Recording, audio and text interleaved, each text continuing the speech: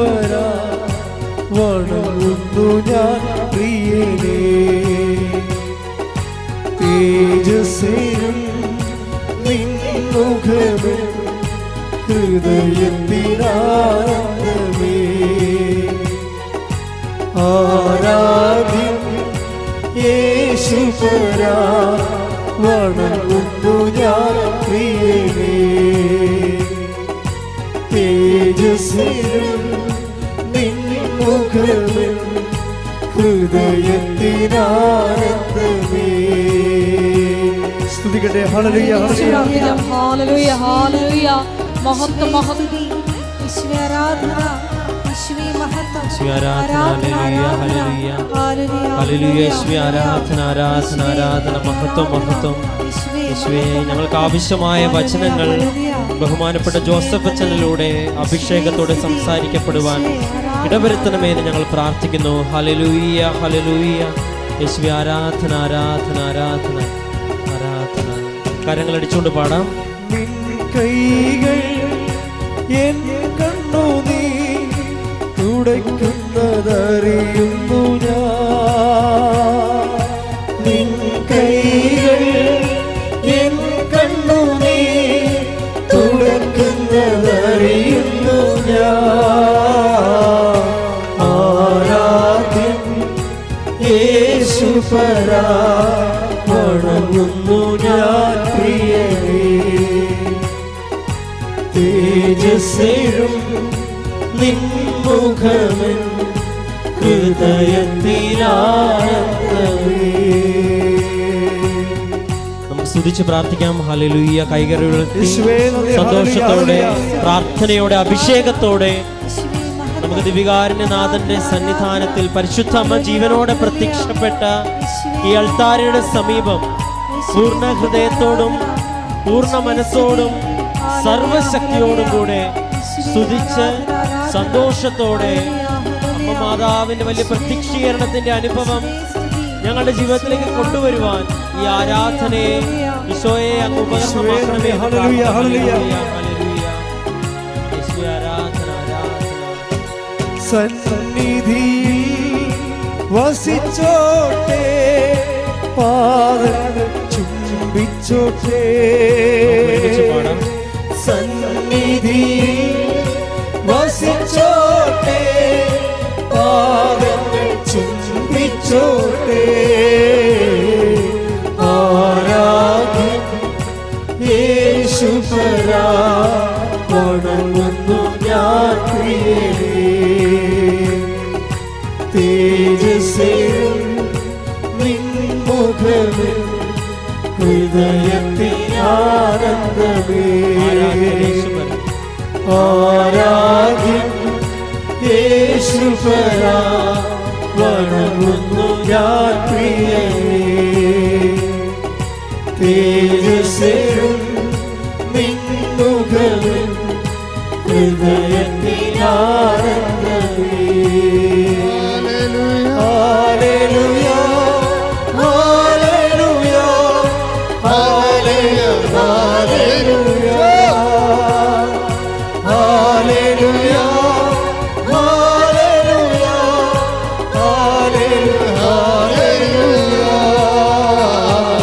Hallelujah hallelujah hallelujah hallelujah. അവിടുത്തെ ശ്രദ്ധിക്കട്ടെ.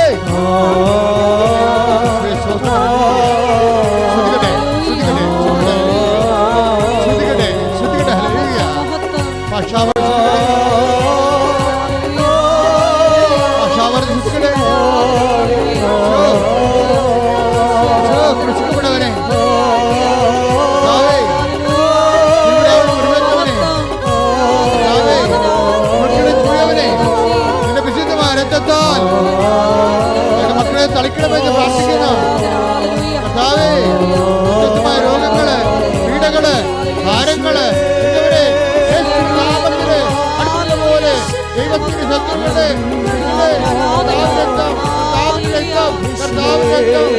മക്കളുടെ മേലും ശത്രുക്കളുടെ ശത്രുക്കളുടെ ശത്രുക്കളുടെ ശബരത്തോടെ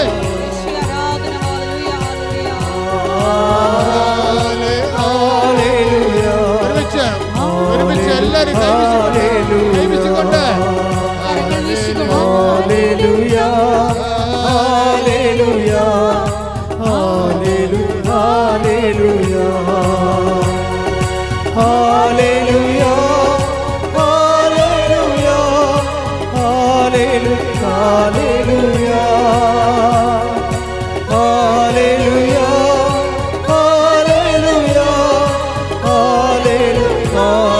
ഹല്ലേലൂയ ഹല്ലേലൂയ ഹല്ലേലൂയ ഹല്ലേലൂയ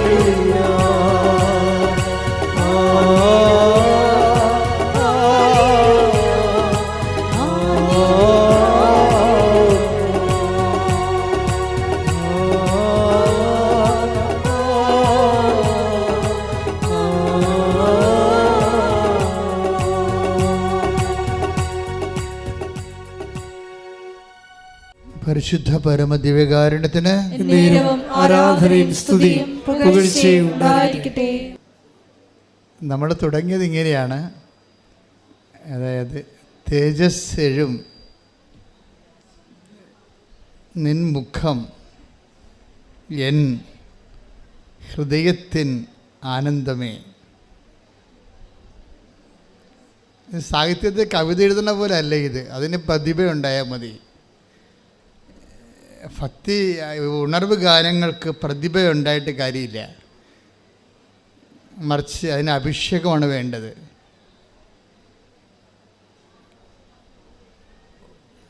ഉണർവ് ഗാനങ്ങൾ ഈ നമ്മുടെ കൃപാസനത്തിലൊക്കെ പാടുന്നത് അഭിഷേക ഗാനങ്ങളാണ്. ഉണർവ് ഗാനങ്ങളുടെ അടുത്ത തലമുറയാണ് അഭിഷേക ഗാനങ്ങൾ. അത് നന്നായിട്ട് ദൈവസ്നേഹമുള്ളവരിൽ കണ്ണ് നിറഞ്ഞ് ഒക്കെ അഭിഷേകം ഉണ്ടാകും. ആ സമയത്ത് തന്നെ ആ ഒറ്റ പാട്ടുകൊണ്ട് തന്നെ ഒരു ധ്യാനത്തിൻ്റെ ദൈവാനുഭവം പ്രാപിക്കും.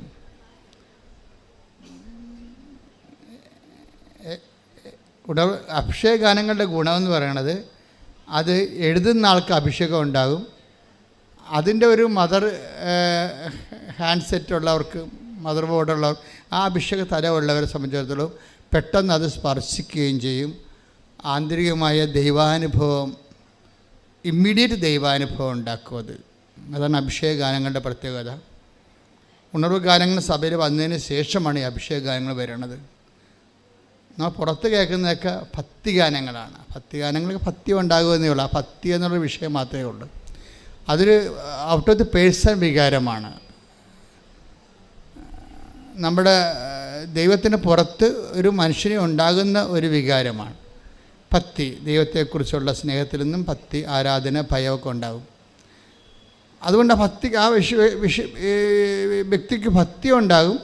ആ ഭക്തി ഒരു റിലേഷനാണ്, ബന്ധമാണ്. അത് നിങ്ങൾ നിലനിർത്താൻ, ദൈവത്തിൻ്റെ ബന്ധം നിലനിർത്താൻ പറ്റും.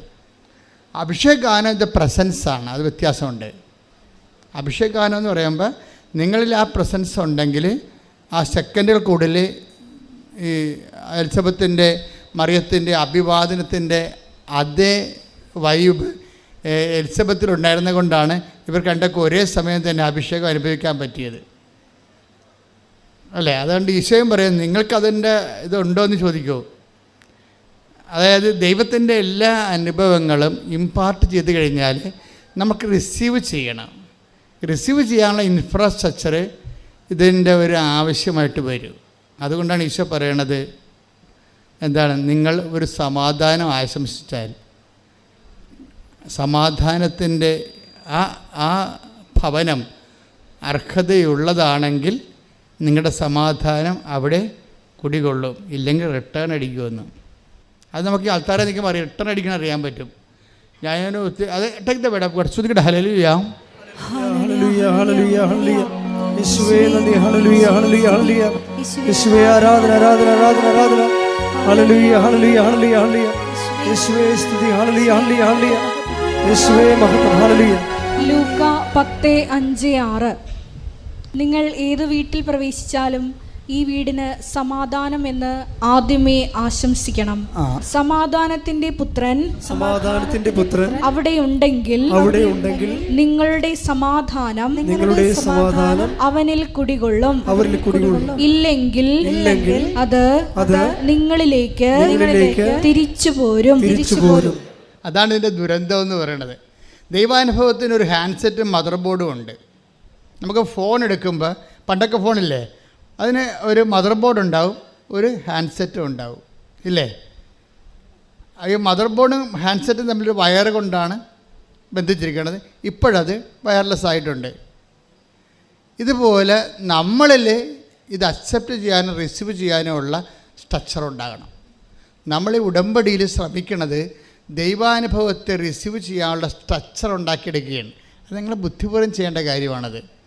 അല്ല ഞാൻ പത്രം കൊടുത്ത് രോഗികളെ കണ്ടെന്നൊക്കെ പറഞ്ഞ് ചുമ്മാ എന്തെങ്കിലും പറഞ്ഞ് നടക്കരുത്. ഇതൊക്കെ ശാസ്ത്രീയമായൊരു വശമുണ്ട് ഇതിൻ്റെ പിന്നിൽ. അതായത് ഇപ്പം തന്നെ ഉദാഹരണത്തിന് ഇതിൻ്റെ കർത്താവ് സമാധാനത്തിന് ദൂതനെന്ന് വെച്ച് കഴിഞ്ഞാൽ സമാധാനത്തോട് സഹകരിക്കാനുള്ള മനസ്ഥിതിയുണ്ട്. ദൈവവചനം വരുമ്പോൾ നമ്മൾ ദൈവവചനം നമ്മളിലേക്ക് വന്നാൽ സ്വാഭാവികമായിട്ട് ഇപ്സഭാത്തോ നമ്മൾ ദൈവത്തിൻ്റെ മക്കളെന്ന് ദൈവവചനം ആരിലേക്ക് take the bread of God, അതായത് ദൈവവചനം ആരിലേക്ക് വരുന്നുവോ അവർ ദൈവപുത്രരെന്ന് വിളിക്കപ്പെടുന്നു. അപ്പോൾ ദൈവവചനം വരുന്നത്, അപ്പം നമ്മൾ ദൈവപുത്രരാകണം. നമുക്ക് വേണമെങ്കിൽ റിജക്റ്റ് ചെയ്യാം. ദൈവവചനത്തിന് നല്ല ഒരു സ്വീകരിക്കാനുള്ള ഒരു സ്വീകാര്യക്ഷമത, അതിനാണ് നമ്മൾ വിശ്വാസം, പ്രത്യാശ, സ്നേഹം എന്നൊക്കെ പറഞ്ഞ് ദൈവിക പുണ്യങ്ങൾ കൊണ്ട് നമ്മൾ ഒരുക്കണേൻ്റെ കാര്യം അതാണ്. ഇതിനെല്ലാം ഒരു ആധ്യാത്മിക സാങ്കേതിക ശാസ്ത്രത്തിൻ്റെ തോതിലാണ് ഈ ഉടമ്പടി വർക്ക് ചെയ്ത് വരണത്. അപ്പം അതിൻ്റെ ഒരു തിയറട്ടിക്കൽ ലെവൽ നിങ്ങൾക്ക് മനസ്സിലാക്കണം. ഓരോ കാര്യം ചെയ്യുമ്പോഴും അതിൻ്റെതായ നമ്മൾ ചെയ്യേണ്ടത് പ്രാക്ടിക്കലാണ്, പക്ഷേ അതിൻ്റെ ദൈവാനുഭവത്തിൻ്റെ ഒരു സാങ്കേതിക പശ്ചാത്തലത്തുണ്ട്. അത് നമ്മൾ മനസ്സിലാക്കിയാൽ നമ്മൾക്ക് പെട്ടെന്ന് അത് ഈ ആപ്ലിക്കേറ്റ് ചെയ്യാൻ പറ്റും. Take the bread of God. Yohannan 10:35 ദൈവവചനം പറഞ്ഞ ദൈവവചനം ആരുടെ അടുത്തേക്ക് വന്നുവോ അവരെ ദൈവങ്ങൾ എന്ന് അവൻ വിളിച്ചു. അപ്പൊ ദൈവവചനം നമ്മളിൽ വസിക്കുമ്പോൾ നമ്മൾക്ക് ദൈവവചനം നമുക്ക് ദൈവാരൂപിയുടെ സാന്നിധ്യം ഉണ്ടെങ്കിൽ, അഭിഷേകം ഉണ്ടെങ്കിൽ പെട്ടെന്ന് നമുക്കത് മനസ്സിലാകും, പെട്ടെന്നൊക്കെ ഫീൽ ചെയ്യാൻ പറ്റും. ഇത് അതുകൊണ്ട് തന്നെ നമ്മുടെ ഇൻഫ്രാസ്ട്രക്ചർ ഒരു നിലപാട് തറയെന്നൊക്കെ പറഞ്ഞു. ഇപ്പോൾ റോക്കറ്റ് ലോഞ്ച് ചെയ്യണ പോലെ എല്ലാത്തിനും ഒരു ലാൻഡിങ് പാഡ് ഉണ്ട്. ശരിക്കും ദൈവവചനത്തിൻ്റെ ലാൻഡിങ് പാഡ് കർത്താവ് വളരെ സീരിയസ് ആയിട്ട് സംസാരിക്കുന്ന വിഷയമാണ്. ഈശോ പല പല ഭാഷകളിലാണ് ലാൻഡിങ് പാഡിനെ കുറിച്ച് പറയണത്. അതായത് നിലം എന്നൊക്കെ പറയും, പിന്നെ ഈശോ പറയും അർഹത എന്നൊക്കെ പറയും. 10:13 എടുത്ത് മത്തായിയുടെ സുവിശേഷം ശ്രദ്ധിക്കട്ടെ. ഹല്ലേലൂയ ഹല്ലേലൂയ ഹല്ലേലൂയ ഹല്ലേലൂയ ഹല്ലേലൂയ യേശുവേ നന്ദി. ഹല്ലേലൂയ ഹല്ലേലൂയ ഹല്ലേലൂയ ഹല്ലേലൂയ ഹല്ലേലൂയ ഹല്ലേലൂയ. മത്തായി 10:12-13 നിങ്ങൾ ആ ഭവനത്തിൽ പ്രവേശിക്കുമ്പോൾ അതിന് സമാധാനം ആശംസിക്കണം. ആ ഭവനം അർഹതയുള്ളതാണെങ്കിൽ നിങ്ങളുടെ സമാധാനം അതിൽ വസിക്കട്ടെ.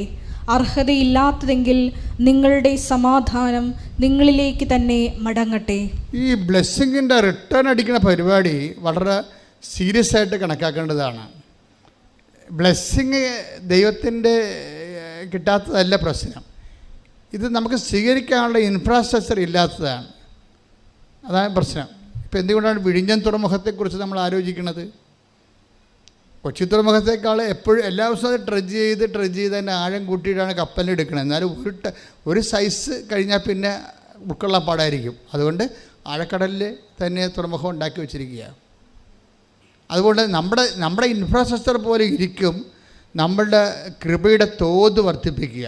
തോത് എപ്പോഴും നമ്മൾ വിഷയം. നമ്മൾക്ക് ഈ 30% കിട്ടിക്കഴിഞ്ഞാൽ നമ്മൾ ഓക്കെയാണ്. നിങ്ങൾ 30% ടാർഗറ്റ് ചെയ്താൽ നിങ്ങൾക്ക് 15% കിട്ടത്തുള്ളൂ. മത്തായി 13:8 എടുത്ത്.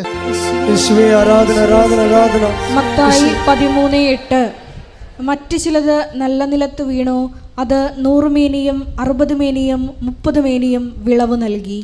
ഇതാണ് ഈ അർഹത എന്ന് പറയുന്നത്. ഇതാണ് നിലപാട് തറയെന്ന് പറയുന്നത്. അതായത് ബൈബിൾ എല്ലാം പറയുന്ന ഒരു കാര്യം തന്നെയാണ്. വ്യത്യസ്ത ലാംഗ്വേജ്, വ്യത്യസ്ത മീഡിയ ഉപയോഗിക്കുന്നു, ബിംബങ്ങൾ ഉപയോഗിക്കുന്നു എന്നുള്ളതാണ്. സംഭവം എല്ലാം ഒരു വിഷയമാണ്. ദൈവരാജ്യം എന്നുള്ള ഒറ്റ കോൺസെപ്റ്റിലാണ് ഇതെല്ലാം. ഒറ്റ ദൈവരാജ്യവും പിന്നെ കടുകമണിയുടെ കാര്യമൊക്കെ പറയുമ്പോൾ എന്നാ പറയണത്? Take the bed of God. Mathai 13:31-32. സ്വർഗരാജ്യം ഒരുവൻ വയലിൽ പാകിയ കടുകുമണിക്ക് സദൃശ്യം. അത് എല്ലാ വിത്തിനെയും കാൾ ചെറുതാണ്, എന്നാൽ വളർന്നു കഴിയുമ്പോൾ അത് മറ്റു ചെടികളേക്കാൾ വലുതായി ആകാശപ്പറവകൾ വന്ന് അതിൻ്റെ ശിഖരങ്ങളിൽ ചേക്കേറാൻ തക്കവിധം മരമായി തീരുന്നു. ഈശോ ഇതെല്ലാം ഉപയോഗിച്ചിരിക്കുന്നത് ദൈവരാജ്യം എന്നുള്ളൊരു സിംഗിൾ കോൺസെപ്റ്റിലാണ്. നമ്മൾ ഉടമ്പടി എപ്പോഴും വരുമ്പോൾ നിങ്ങൾ ഉടമ്പടി ഫലത്തിൽ നിങ്ങൾക്ക് സാക്ഷ്യങ്ങൾ കേൾക്കുമ്പോൾ നിങ്ങൾക്ക് മനസ്സിലാവും ഉടമ്പടി പോലെ ലോകത്തിൽ ഇത്രയും ലാർജ് സ്കെയിലിൽ മനുഷ്യർക്ക് ഭൗതിക സാക്ഷ്യങ്ങൾ ഉണ്ടാക്കുന്നൊരു പ്രാർത്ഥന എൻ്റെ അറിവിലില്ല. അത്രയും ഫാസ്റ്റാണിത്. തന്നെയല്ല ഇത് ഒപ്പം മനുഷ്യനെ വചനത്തിൽ വളർത്തുന്നു. ഇവനെ പോലെ കേട്ടു അനുഗ്രഹം പ്രാപിച്ചു ഒരു അപേക്ഷ കത്തെഴുതി പോകുന്ന മിനിമം പ്രോഗ്രാമല്ല. കേട്ടവൻ പതുക്കെ സുവിശേഷം സ്വീകരിക്കുകയും സുവിശേഷത്തിൻ്റെ നടപടിക്രമം പൂർത്തിയാക്കുകയും വചനത്തെ ജീവിതത്തിൽ സ്വീകരിച്ചുകൊണ്ട് അതിന് സാക്ഷിയായി ജീവിക്കുന്ന ഒരു സമാന്തര ജീവിതമുണ്ട്. നവനക്ക് പക്ഷേ അതുണ്ടാകത്തില്ല. അപ്പോൾ ഇത് സഭയിൽ വരുന്നിരിക്കുന്ന അവസാനത്തെ ഒരു ആപ്ലിക്കേഷൻ പ്രെയറാണ്. ഈ ആപ്ലിക്കേഷൻ പ്രെയർ ശരിക്കും പറഞ്ഞാൽ അതിൻ്റെ ഒരു പൂർണ്ണതയിലേക്ക് സഞ്ചരിച്ചുകൊണ്ടിരിക്കുന്ന ഒരു കാലഘട്ടമാണിത്. ആപ്ലിക്കേഷൻ പ്രെയറിൻ്റെ പൂർണ്ണതയിലേക്ക് സഞ്ചരിക്കുന്നതെന്ന് ഞാൻ പറഞ്ഞതിൻ്റെ കാരണം, ഇപ്പോൾ കഴിഞ്ഞ ദിവസം സതീഷ് അങ്ങനെ ഒരു സഹോദരൻ സാക്ഷ്യം പറഞ്ഞില്ല. സതീഷിൻ്റെ സാക്ഷ്യം ഒരു 5 മിനിറ്റേ മറ്റേ ഉള്ളൂ. പക്ഷേ അവിടെ സംഭവിച്ച കാര്യങ്ങൾ ഞാൻ ഈ സതീഷിൻ്റെ സാക്ഷ്യം ഇയാൾ പറയുമ്പോൾ ഞാൻ അവിടെ നിൽക്കുന്നുണ്ട്. അപ്പോൾ അദ്ദേഹം പറയണത്, ഞാൻ സാക്ഷ്യം കൊണ്ട് കേട്ടുകൊണ്ടിരിക്കുന്ന സമയത്ത് അയാൾക്ക് വേറെ ഒരു റിലേഷനുമില്ല, ക്രിസ്ത്യാനിറ്റിയുമായിട്ട് യാതൊരു റിലേഷനുമില്ല. അയാൾക്ക് ഒരു കേവല മനുഷ്യനാണ്. ഈ കേവല മനുഷ്യൻ അയാളുടെ സാക്ഷ്യം, അയാളെ സുഹൃത്തുക്കൾ അയച്ചു കൊടുത്ത ഒരു സാക്ഷ്യം, അയാളുടെ ഒരു സങ്കടം അയാൾക്കുള്ള സങ്കടം എന്ന് പറഞ്ഞാൽ ഈ ആഴ്ചയിൽ ഇവിടെ സോറിയാസിൻ്റെ ഒരു വീക്കാണ് ഈ ആഴ്ച. കാര്യം ശരീരം മുഴുവനും സോറിയാസിസ് വന്ന് പഴുത്ത് പുണ്ണായി ഈച്ച വാർത്ത് ഇങ്ങനെ നീറി വെന്ത് ഒരു ദുരന്തമായിട്ട് ജീവിക്കണ ആൾക്കാരാണ് സോറിയാസിസ്. വന്ന് നോക്കണം. അപ്പോൾ ചെറിയ ചൊറിച്ചിൽ പോലും വന്നാൽ ഭയങ്കര പാടായിരിക്കും. ഇപ്പോൾ ശരീരം മുഴുവനായി വരുന്നത്. അപ്പോൾ ഈ മനുഷ്യൻ തന്നെ വെറുത്ത് പോകും. ഞാൻ എപ്പോഴും ഓർക്കും, ഈ ജോബിനൊക്കെ പഴയ നിയമത്തിൽ വന്നത് സോറിയാസിസ് ആണെന്ന് ഓർക്കും. ചില സമയത്ത് അയാളിങ്ങനെ കമ്പോടൊക്കെ കൊണ്ട് മാന്തിക്കൊണ്ടിരിക്കണില്ലേ, ശരീരം മുഴുവൻ ഇങ്ങനെയായി ഇറിറ്റേറ്റ് ചെയ്യും. അപ്പോൾ സതീഷ് ഇതായിരുന്നു സംഭവം. അപ്പോൾ ഇവൻ്റെ സങ്കടങ്ങളെല്ലാം കൂട്ടുകാരോട് പറഞ്ഞപ്പോൾ ഇവനെന്ത് ചെയ്യുന്നറിയാം, കൂട്ടുകാരെന്ത് ചെയ്യുക, കൂട്ടുകാർ ഒരു ലിങ്ക് അയച്ചു കൊടുക്കും. നിങ്ങൾ ഓർക്കണം, നിങ്ങൾ അയക്കുന്ന ഒരു ലിങ്ക് ചിലപ്പോൾ നിങ്ങൾ അയക്കുന്ന ഒരു സാക്ഷ്യത്തിൽ ലിങ്കായിരിക്കും അത്. പക്ഷേ അതിലൂടെ ദൈവം നിങ്ങളെ ഉപകരണമാക്കിക്കൊണ്ട് ജീവിതങ്ങളെ മാറ്റിമറിക്കുന്ന മഹാകാലഘട്ടത്തിലാണ് നമ്മൾ ജീവിക്കുന്നത്. കൈയടിച്ച് സ്തുതിക്കട്ടെ. ഹല്ലേലൂയ, ഹല്ലേലൂയ, ഹല്ലേലൂയ, ഹല്ലേലൂയ. യേശുവേ മാറ്റത്തിന്റെ വലിയ ചാലകങ്ങളാകുവാൻ ഈ ആരാധനയിലൂടെ ഞങ്ങളെ തിരഞ്ഞെടുത്ത് അഭിഷേകം ചെയ്യണമേ. ഹല്ലേലൂയ. സന്നിധിയിൽ വസിച്ചോട്ടെ, പാദങ്ങൾ ചുംബിച്ചോട്ടെ. സന്നിധിയിൽ വസിച്ചോട്ടെ, പാദങ്ങൾ ചുംബിച്ചോട്ടെ. ആരാധ്യൻ യേശുപരാ, വണങ്ങുന്നു ഞാൻ തേജസ്സിൽ നിൻമുഖവിൽ ഹൃദയത്തിൽ പരിശുദ്ധ പരമദിവ്യകാരുണ്യത്തിന് ആരാധനയും സ്തുതിയും പുകഴ്ചയും ഉണ്ടായിരിക്കട്ടെ. അപ്പോഴേ ദൈവത്തിൻ്റെ അടുത്ത് മനുഷ്യൻ്റെ, അപ്പോൾ ഈ മനുഷ്യൻ ഇങ്ങനെ സോറിയാസിസായി ജീവിതം തന്നെ വെറുത്ത് ഇരിക്കുന്ന സമയത്താണ് ഈ സാക്ഷ്യം അയച്ചു കൊടുക്കുന്നത്. സാക്ഷ്യം ഇയാളിങ്ങനെ കേട്ട്, ഒന്നാമത്തെ സാക്ഷ്യം കേട്ട് രണ്ടാമത്തെ സാക്ഷ്യം കേട്ട് ഇങ്ങനെ മയങ്ങുമ്പോൾ പെട്ടെന്ന് അയാൾ മയങ്ങിപ്പോവും. അപ്പോൾ ശിരസ്സിൽ കവചമിട്ട, തലയെ തുണിയിട്ട ഒരു സ്ത്രീ വന്ന് ഈ മയക്കത്തിൽ ഇയാളെ ശിരസ്സിങ്ങനെ തലോടിക്കൊണ്ട് പോകും. കുറച്ച് കഴിഞ്ഞ് നോക്കുമ്പോൾ ഇയാളുടെ സോറിയാസിൻ്റെ വേദനയും കരിയുമൊക്കെ കുറഞ്ഞ് വരും. അപ്പോഴും അദ്ദേഹത്തിന് ഫീൽ ചെയ്യും, ഫസ്റ്റ് ടൈം ഒക്കെ ഫീൽ ചെയ്യും. സോറിയാസിൻ്റെ കരിവും ചൊറിച്ചിലും കുറഞ്ഞ് വരും. അയാൾ പറഞ്ഞ് 75% കുറഞ്ഞെന്നാണ്. അപ്പോൾ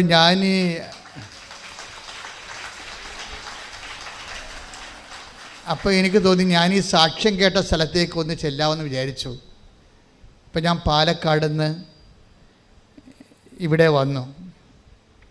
ഇവിടെ വന്നപ്പോഴേക്കും മനസ്സിലായി, എൻ്റെ അടുത്ത് വന്ന് എൻ്റെ ശിരസ് തലോടിയ ആ തലയെ തുണിയിട്ട ആളിവിടെ ഇരിപ്പുണ്ടെന്ന്. സന്നിധിയിൽ സ്തുതിക്കട്ടെ. ഹല്ലേലൂയ.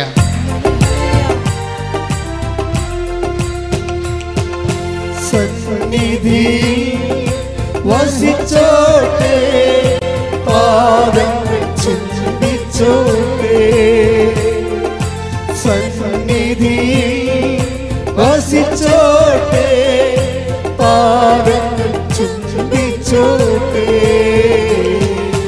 ആരാധന യേശുപരാ, വണങ്ങുന്നു ഞാൻ തേജസ്സേ നിൻമുഖവും ഹൃദയത്തിനാനന്ദമേ. പരിശുദ്ധ പരമദിവ്യകാരുണ്യത്തിന് ആരാധനയും സ്തുതിയും പുകഴ്ചയും ഉണ്ടായിരിക്കട്ടെ. എന്നിട്ട് ഈ മനുഷ്യ ഇവിടെ വന്നിട്ട് ഇവിടുത്തെ കാര്യങ്ങളൊക്കെ മനസ്സിലാക്കിയപ്പോൾ അദ്ദേഹം ഉടമ്പടി എടുക്കും. ഉടമ്പടി എടുക്കുമ്പോൾ അദ്ദേഹം ആദ്യം പറയണം, എൻ്റെ അമ്മ എനിക്ക് 75% ഇപ്പോൾ കുറവുണ്ട്, എൻ്റെ പരുക്കളെല്ലാം ഇങ്ങനെ കഴിഞ്ഞുകൊണ്ടിരിക്കുകയാണ്, വേദനയും കുറഞ്ഞ്, എനിക്ക് ഇത് പൂർണ്ണമായിട്ടൊന്ന് അമ്മ മാറ്റിത്തരണം. ഞാനത് വിശ്വസിക്കുന്നു, അമ്മയ്ക്കത് കഴിയുമെന്ന് ഞാൻ വിശ്വസിക്കുന്നു എന്ന് പറഞ്ഞിട്ട് പുള്ളിക്കാരൻ എഴുതി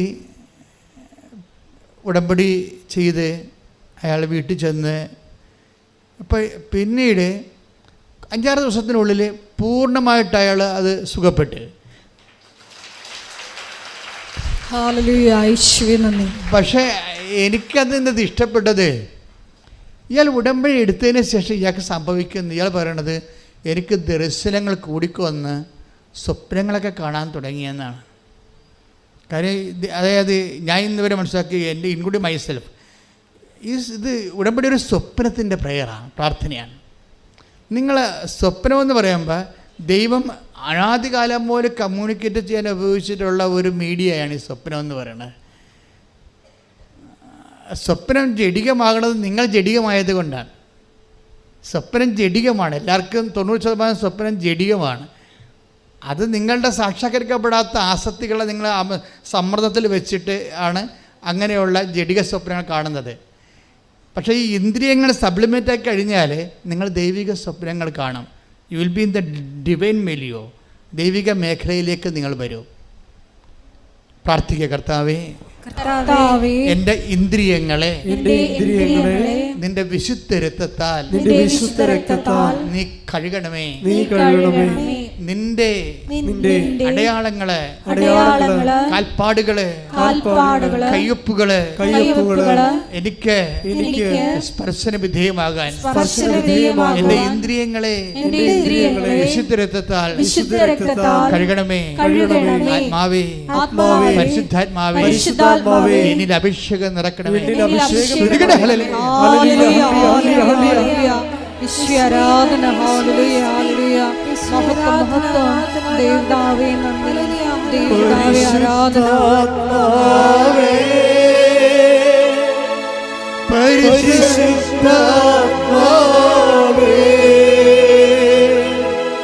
പരിശുദ്ധാത്മാവേ,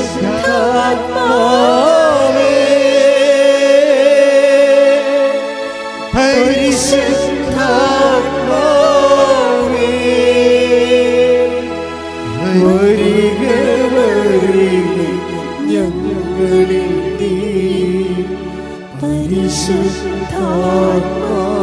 കൈകൾ നെഞ്ചത്ത് വെച്ചുകൊണ്ട്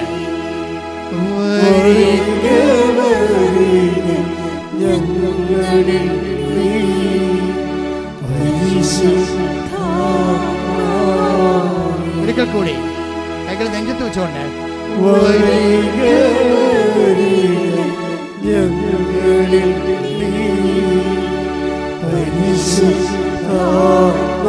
ആവർത്തിച്ച്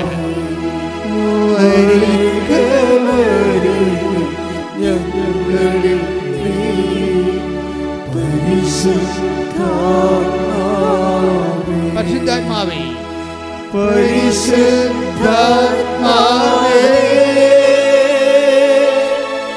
പരിശുദ്ധാത്മാവേ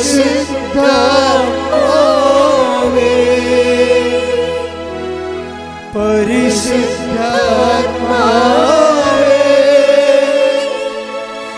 പരിശുദ്ധാത്മാവേ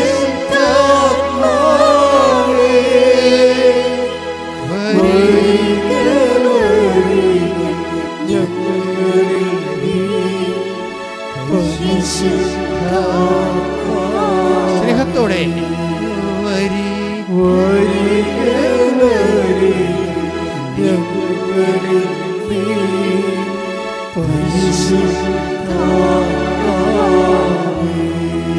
ഭാഷാപരത്തോടെ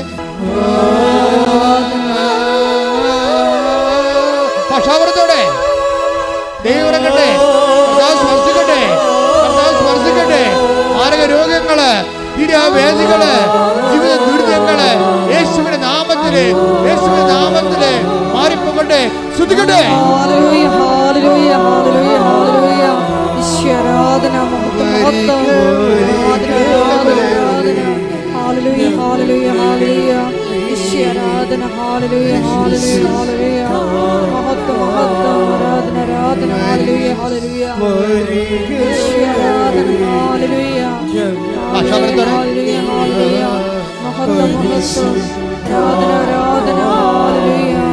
ഈശ്വരാധന, ഹല്ലേലൂയ, ഹല്ലേലൂയ. ഈശ്വരാധന, ഹല്ലേലൂയ, ഹല്ലേലൂയ. ഈശ്വരാധന, ഹല്ലേലൂയ, ഹല്ലേലൂയ, ഹല്ലേലൂയ, ഹല്ലേലൂയ. പരിശുദ്ധാത്മാവായ ദൈവമേ,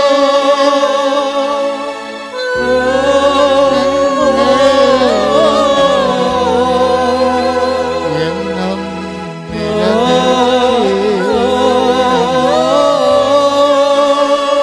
ആത്മാവേ, പരിശുദ്ധാത്മാവേ,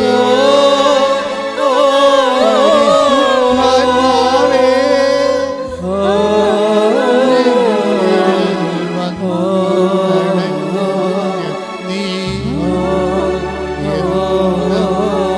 നിലനിൽക്കേ.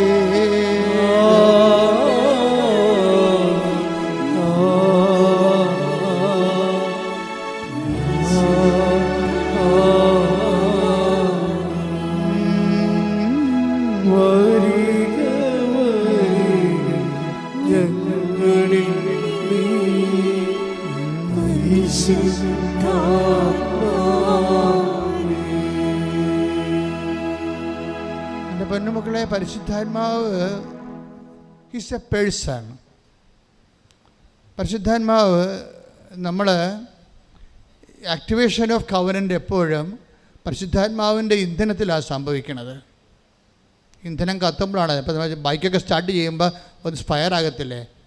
ഇപ്പോൾ ഒരു തുള്ളി പെട്രോൾ ചീറ്റി വീഴുമ്പോൾ ആ ഫയറൊക്കെ കത്തിപ്പിടിച്ചിട്ട് ടർബൈൻ കറക്കിയിട്ട് വീലിനെ കറക്കും. അങ്ങനെ ബൈക്ക് പിന്നെ മുന്നോട്ട് പോകും.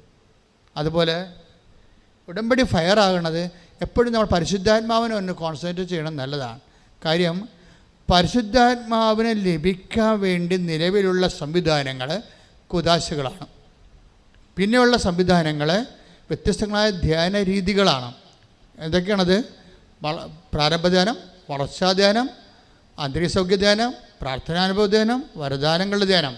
ഈ വരദാനങ്ങളുടെ ധ്യാനത്തിൻ്റെ സെക്ഷനിൽ അപ്പോൾ നമ്മളൊരു 2.5 കൊല്ലം പിന്നിട്ടിരിക്കും.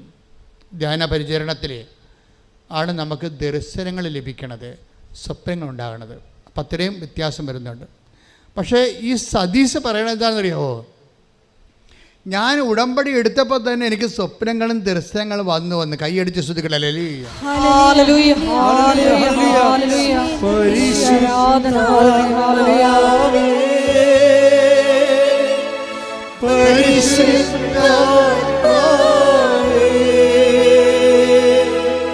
പരിശുദ്ധാത്മാവേ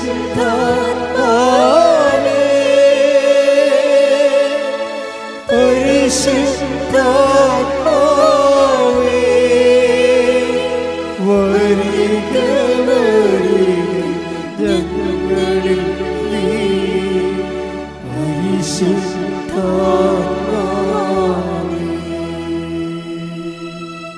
അതായത് നമ്മൾക്ക് സ്വപ്നങ്ങളും ദർശനങ്ങളും വരുമ്പോൾ അതിനർത്ഥം അതിലൊന്ന് നമ്മളെ ഈ ഇൻഫ്രാസ്ട്രക്ചർ ഓക്കെ എന്നാണ് എൻ്റെ അർത്ഥം.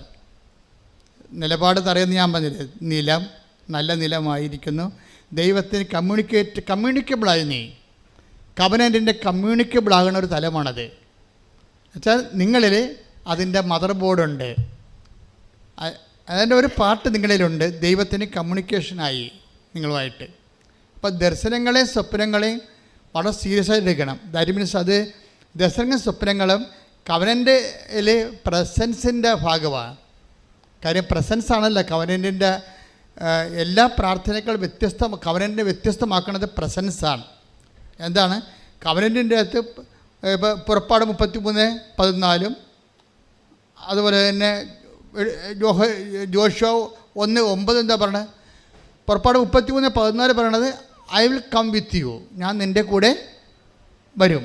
കവനൻറ്റിലുള്ളതാണ് പ്രസൻസ്, സാന്നിധ്യം. പിന്നെ എന്താണ് ജോഷുവയിൽ എന്താ 1:9 പറയണത്? I come with you wherever you go. സാന്നിധ്യത്തിൻ്റെ വിശാലത വരണത് അങ്ങനെയാണ്. നീ എവിടെ പോയാലും, ദാറ്റ് മീൻസ് ICUലായി നീ ബോധം കെട്ട് വെന്റിലേറ്ററിൽ കിടന്നാലും ഞാൻ നിന്നെ ഹെൽപ്പ് ചെയ്യുമെന്നാണ്. ശ്രുതികടെ ഹല്ലേലൂയ ഹല്ലേലൂയ ഹല്ലേലൂയ ഹല്ലേലൂയ ഹല്ലേലൂയ. കൂടെ സഞ്ചരിക്കുന്ന അവിടുത്തെ സാന്നിധ്യത്തിന് സാമീപ്യത്തിന് നന്ദി പറയുന്നു. ഹല്ലേലൂയ ഹല്ലേലൂയ. ആരാധന. അതായത് അതുകൊണ്ട് തന്നെ പരിശുദ്ധാത്മാവിനെ കുറിച്ച് നീ കർത്താവിൻ്റെ വചനങ്ങൾ സന്തോഷത്തോടെ ചെയ്യാൻ തുടങ്ങുന്ന ഒരു സമയമുണ്ട്. അപ്പോഴാണ് കവനൻ്റെ റൈപ്പാകുന്ന അപ്പോഴാണ്. അതൊക്കെ അത് നിങ്ങളുടെ കാലാവസ്ഥകൾ നിങ്ങൾക്കത് വിവേചിക്കണം.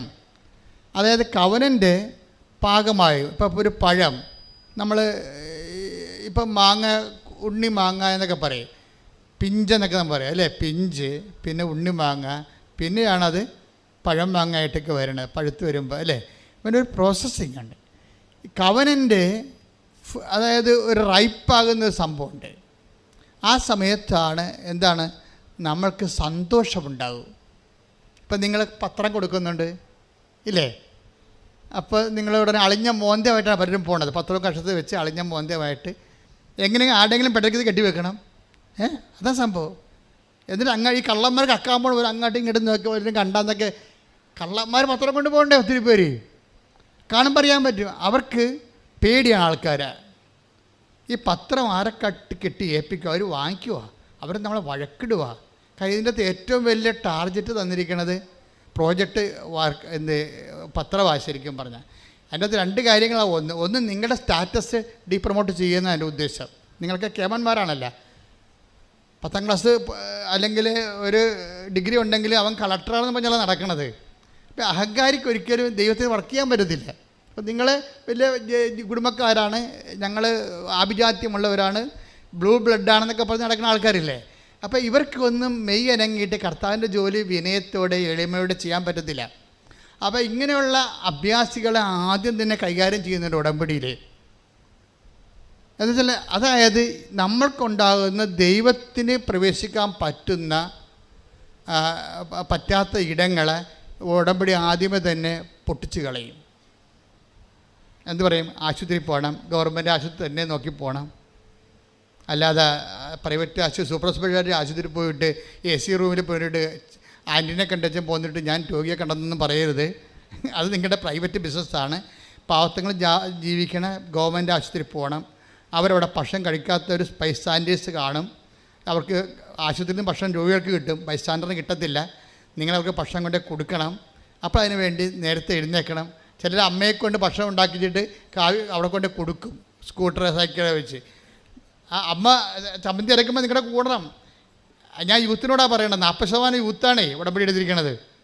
അപ്പോൾ അവർ നല്ല മക്കളാണ്, ബുദ്ധിയുള്ള മക്കളാണ്, കൃപയുള്ള മക്കളാണ്. പക്ഷെ അവർക്ക് കാര്യം പറഞ്ഞാൽ അവർ ഇടിവെട്ടി പറയും. അപ്പോൾ നിങ്ങളെ അമ്മ ചെയ്യുമ്പോൾ ഈ ആശുപത്രിക്ക് കൊണ്ടുപോയി ഭക്ഷണം കൊടുക്കാൻ വേണ്ടി അമ്മയാണ് ചെയ്യണമെങ്കിൽ നിങ്ങൾ അമ്മയുടെ കൂടെ കൂടി സഹായിക്കണം. അപ്പോൾ സഹായിക്കുമ്പോൾ നിങ്ങൾക്ക് പഠിക്കാനുണ്ടല്ലോ കൈ കൊടയരുത്, കൈ ഒടിഞ്ഞു പോകും. മറിച്ച് സന്തോഷം തോന്നണം. ആ സന്തോഷം തോന്നിയിട്ടുണ്ടെങ്കിൽ ഉടമ്പടി ക്ലിക്കായിട്ടുണ്ട്. എൻ്റെ ആക്ച്വൽ ക്ലൈമറ്റായി ഉടമ്പടിയുടെ കറക്റ്റ് വർക്കൗട്ട് ചെയ്യുന്ന കാലാവസ്ഥയായിരിക്കണം. ഇപ്പോൾ നാട്ടിലൊക്കെ ചെമ്മീനായി ഇവിടെ മുഴുവൻ കറി ആൾക്കാർക്ക്. നിങ്ങൾക്കുണ്ടോയെന്ന് അറിയത്തില്ല, നാട്ടിലൊക്കെ കുറേ ആൾക്കാർക്ക് ചെമ്മീൻ കിട്ടിയിപ്പോൾ. എന്താ കാര്യം? കാലാവസ്ഥ അതാ. ഒരു നല്ല മഴ കഴിഞ്ഞു, പുഴയിലേക്ക് വെള്ളം കയറി, കടൽ വെള്ളവും നമ്മുടെ കായലിലെ വെള്ളം കൂടി യോജിച്ചു, ചോലയുണ്ടായി. ആ ചെമ്മീൻ പിന്നെ ഒഴുക്കിന് കടലിലേക്ക് പോയി, അതൊക്കെ വലുതായിക്കൊണ്ടിരിക്കുന്നു. അതെന്നാൽ ഇത്തരം ചെമ്മയൊക്കെ ആയുള്ളൂ, ഇനിയും വലുതാവുന്നത്. അപ്പോൾ ചെമ്മീൻ്റെ കാലാവസ്ഥയാണത്. ക്ലൈമറ്റിനും അതുപോലെ ഉടമ്പടിക്കും ഒരു കാലാവസ്ഥ ഉണ്ട്. നിങ്ങൾക്ക് ഇതൊക്കെ ചെയ്യണതിന് സങ്കടം, പേടി, ഭയം, മറ്റൊരു നാട്ടുകാരെന്ത് കാണും, എന്നെക്കുറിച്ച് എന്ത് വിചാരിക്കും എന്നൊക്കെ വിചാരിച്ച് മറ്റുള്ളവരെ, ദൈവത്തെക്കാൾ നാട്ടുകാരെ ഭയം, ഇങ്ങനെയുള്ള കാലാവസ്ഥയിൽ ഉടമ്പടി വർക്കൗട്ട് ചെയ്യത്തില്ല. പിന്നെ നിങ്ങൾക്ക് എന്തെങ്കിലും കിട്ടണമെന്ന് വെച്ച് കഴിഞ്ഞാൽ അത് ശരിക്കും പറഞ്ഞാൽ സംവരണത്തിൽ തരണതാണ്. മറ്റുള്ളവരുടെ പ്രാർത്ഥന, അമ്മയുടെ കണ്ണീരൊക്കെ കൊണ്ട് നിങ്ങൾ രക്ഷപ്പെട്ടു പോകുന്നതാണ് യൂത്ത്. പക്ഷെ അങ്ങനെ എന്നും കൊന്നും അമ്മയുടെ കണ്ണീരിൽ ജീവിക്കാൻ, അമ്മയൊക്കെ കണ്ണൊക്കെ അടയണ കാലത്ത് നമുക്ക് ജീവിക്കണ്ടേ? അതാണ് സത്യം. അപ്പോൾ അത് നോക്കിയിട്ട് നേരത്തെ തന്നെ അതൊക്കെ തുടങ്ങിക്കഴിഞ്ഞാൽ എൻ്റെ മക്കൾ എപ്പോഴും ചെയ്യണത്, ഈ പരിശുദ്ധാത്മാവായാലും ഈശോയായാലും ദൈവപിതാവായാലും ഇവരെല്ലാം വ്യക്തികളാണ്. നമ്മളൊരു വ്യക്തിയോടാണ് ഇൻട്രാക്ട് ചെയ്യണത്. ഇവർ ഒരേ സമയം സത്തയിൽ പക്ഷേ ഏകമാണ്, ഒന്നാണ്. ഞാൻ ഇടയ്ക്ക് നിങ്ങളോട് പറയും ഐസ് കട്ട പോലെ ഇരിക്കുമെന്ന് പറയും. എന്താണ്? ഐസ് കട്ടയിൽ വാതകമുണ്ട്, അതിങ്ങനെ വാതകം പോലെ പോണ കാണാം. അത് വെച്ചിട്ടുപോയാണ്. കരമായിട്ടിരിക്കും, അത് വെച്ചിട്ടുപോയാണ്. തലയ്ക്ക് വെള്ളം പോലെ വീഴും, അത് വെച്ചിട്ടുപോയാണ്. രണ്ട് ബോക്സും തന്നെ മാത്രമാണ്. ഇത് സത്തയിൽ ഒന്നാണ്, പക്ഷേ 3 വ്യക്തികളാണ്. പക്ഷേ വ്യക്തികൾ, ഈ ശക്തമായ ദൈവമാണ് നമ്മളിൽ വസിക്കുമ്പോഴേ പരിശുദ്ധാത്മാവിൻ്റെ കൂടെ നമ്മളെ പരിശുദ്ധാത്മാവിൻ്റെ ആക്ടിവേഷൻ പ്രിൻസിപ്പിൾ എന്ന രീതിയിലാണ് പരിശുദ്ധാത്മാവ് നമ്മൾ വർക്ക് ചെയ്യണത്. പക്ഷേ സ്ഥിര ശാന്തമായ സാന്നിധ്യം, പിതാവായ ദൈവത്തിൻ്റെ സാന്നിധ്യം നമ്മളിലെപ്പോഴും ഉണ്ടാവും. ആക്ടിവേഷൻ പ്രിൻസിപ്പിളായിട്ട് പറയുന്ന പരിശുദ്ധാത്മാവ്. അതുകൊണ്ടാണ് നിങ്ങൾ ഈ ആക്ടിവേഷൻ പ്രിൻസിപ്പിൾ ഒരു പേഴ്സണാണ്. അതുകൊണ്ടാണ് 1 തെസ്സലോനിക്കർ 5:19 പരിശുദ്ധാത്മാവെ ദുഃഖിപ്പിക്കരുത് എന്നൊക്കെ പറയണത്. ഇല്ലേ? Take the word of God. ശ്രുതിക്കട്ടെ. ഹല്ലേലൂയ, hallelujah, hallelujah, hallelujah, hallelujah, hallelujah, hallelujah, ഹല്ലേലൂയ. 1 തെസ്സലോനിക്കർ 5:19 ആത്മാവിനെ നിങ്ങൾ നിർവീര്യമാക്കരുത്. 1 തെസ്സലോനിക്കർ 5:19 ആത്മാവിനെ നിങ്ങൾ നിർവീര്യമാക്കരുത്. എഫേസ്യർ 4:27 ശ്രുതിക്കട്ടെ. ഹല്ലേലൂയ, hallelujah, hallelujah, hallelujah, hallelujah, hallelujah, ഹല്ലേലൂയ. യേശുവേ സ്തുതി. ഹല്ലേലൂയ, ഹല്ലേലൂയ, ഹല്ലേലൂയ, ഹല്ലേലൂയ, ഹല്ലേലൂയ, ഹല്ലേലൂയ. എഫേസ്യൻസ് 4:30 രക്ഷയുടെ ദിനത്തിനു വേണ്ടി നിങ്ങളെ മുദ്രിതരാക്കിയ ദൈവത്തിൻ്റെ പരിശുദ്ധാത്മാവിനെ വേദനിപ്പിക്കരുത്. Praise the Lord. അപ്പോൾ വേദനിപ്പിക്കരുതെന്നാണ് രക്ഷയുടെ ദിനമെന്ന് പറയണത്. നിങ്ങൾ ക്രിസ്തുവിൽ ഈ രക്ഷയുടെ ദിനമെന്ന് പറയുന്നതാണ്. ആധ്യാത്മിക അനുഭവത്തിൽ വരുമ്പോൾ ശരിക്കും പറഞ്ഞാൽ രക്ഷയുടെ ദിനങ്ങളാണ് വരണത്. രക്ഷയുടെ ദിനങ്ങൾ, ഈ ബൈബിൾ ദിനമെന്ന് ഉപയോഗിക്കുന്നത് ഒരു വലിയ കാലഘട്ടത്തെ മൊത്തമായിട്ടാണ് ഉപയോഗിച്ചിരിക്കുന്നത്. ദിനം, നിത്യതയെല്ലാം ബൈബിൾ ഉപയോഗിക്കുന്നത് വർഷമായിട്ടല്ല, അതൊരു ദിനം. എന്ന് വെച്ച് കഴിഞ്ഞാൽ രക്ഷയുടെ ദിനം പല അർത്ഥമാണ്. അതായത് രക്ഷയുടെ ഭൗതിക ദിനങ്ങളുണ്ട്, അതുപോലെ തന്നെ നിതാന്തമായ ദിനങ്ങളുണ്ട്. നമ്മളതിനെ ക്രോണോസ്, കൈറോസ് എന്നൊക്കെ ബൈബിളിൽ വ്യത്യസ്തങ്ങളായിട്ട് പറയും. പക്ഷേ ക്രോണോസിലും ഉണ്ടാകുന്ന പ്രശ്നം, അത് ഭൗതിക ദിനങ്ങളിൽ ഉണ്ടാകുന്ന വിഷയം ഭൗതിക ദിനങ്ങളാണ്, ഭൗതിക ദിനമായിട്ടല്ല. എന്നെല്ലാം നീ ക്രിസ്തുവിനെ അനുഭവിക്കുന്നു, അതെല്ലാം രക്ഷയുടെ ദിനങ്ങളാണ്. രക്ഷയുടെ ദിനങ്ങളാണ്.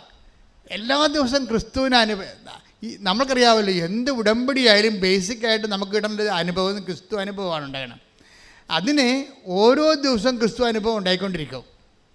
ക്രിസ്തു അനുഭവത്തിലേക്ക് നമ്മളെ നയിക്കുന്ന മാധ്യസ്ഥയും മാതൃകാശക്തിയുമായിട്ടൊക്കെയാണ് മറിയം. അതിന് ഏറ്റവും നമ്മളെ സഹായിക്കുന്ന സാങ്കേതികമായ ദൈവിക പദ്ധതിയാണ് ഉടമ്പടി. ആ ഉടമ്പടിയിലെ ലക്ഷ്യം എന്താണ്? ക്രിസ്തു അനുഭവമാണ് ലക്ഷ്യം. അപ്പം നിങ്ങളുടെ മനസ്സിലെല്ലാം ഈ സന്തോഷം അടിസ്ഥാനപ്പെടുത്തിയിരിക്കുന്നത് ക്രിസ്തു എന്നുള്ള വ്യക്തിയിലാണ്. മനസ്സിലായില്ലേ? നിങ്ങൾ പത്രം കൊടുക്കുമ്പോൾ നിങ്ങൾ സന്തോഷിക്കണമെങ്കിൽ പത്രം കൊടുത്തുകൊണ്ട് നിങ്ങൾ ഉടനെ അടുത്ത IELTS പാസ്സാകുമെന്ന് ഓർത്തും കാനഡയിൽ PR കിട്ടുമെന്ന് ഓർത്തല്ല സന്തോഷിക്കേണ്ടത്. ആ സന്തോഷം ഇതുമായിട്ട് ബന്ധമില്ല. പത്രം കൊടുക്കുമ്പോൾ നിങ്ങൾ സന്തോഷിക്കേണ്ടത് ക്രിസ്തു എന്ന നാമത്തെ പ്രതിയാണ്.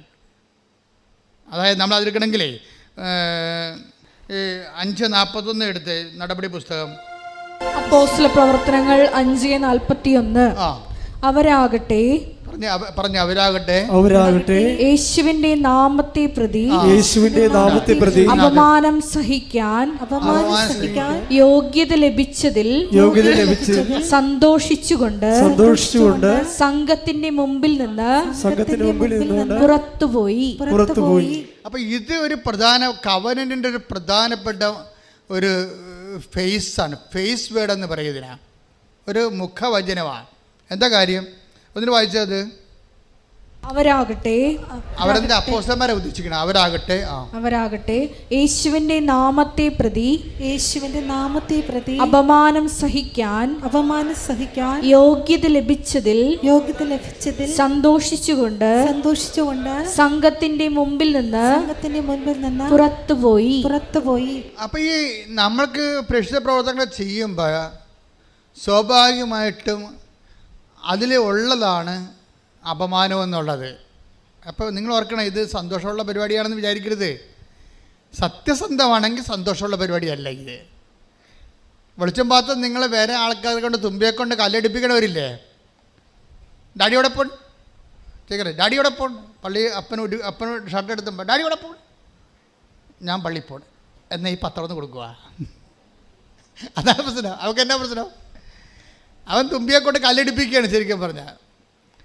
അതല്ല, നമ്മളാണ് അപ്പോൾ എടുക്കണമെന്നുണ്ടെങ്കിൽ എടി പെണ്ണെ നിനക്ക് തലക്ക് വല്ല കാച്ചിൽ വേണം, വേറെ പണിയൊന്നുമില്ലേ, ഇതൊക്കെ ചുമ്മാ ഇതൊക്കെ അഭ്യാസമാണ് എന്ന് പറയുമ്പോൾ ഇപ്പം നിങ്ങൾ നിരീശ്വരവാദികളെ കണ്ടുമുട്ടും. അവർക്കാണെങ്കിൽ ഇത് കാണുമ്പോൾ തന്നെ കലി കയറും. അവർ നിങ്ങളുടെ തന്തയ്ക്ക് വിളിക്കണമെന്ന് പറയും, ദൈവത്തിന് തന്തയ്ക്ക് വിളിക്കും. കാരണം പിശാചിന് അങ്ങനെ തോന്നുമല്ല അഴിച്ചു പിടിക്കാൻ, ഒരു ധൈര്യമല്ല പിശാചിന്. അപ്പം അതുകൊണ്ട് സ്വാഭാവികമായിട്ട് അപ്പം നിങ്ങളോർക്കും ദൈവമേ അവരെന്നെ തന്തയ്ക്ക് വിളിച്ച് വല്ലവരും കേട്ടാ. നമ്മുടെ പ്രശ്നം വേറെ അവരും കേട്ടാ, നമ്മൾ കേട്ടല്ല പ്രശ്നമേ. നമ്മളെ ചീത്ത വിളിക്കണ വേറെ അവരും കേട്ടാന്നാണ്. ദാറ്റ് മീൻസ് നമുക്ക് സന്തോഷമില്ല, നമുക്ക് നിരാശയും പണ്ടാരം പോയി ഉടമ്പടി എടുത്തത് ഗതികേടായല്ല.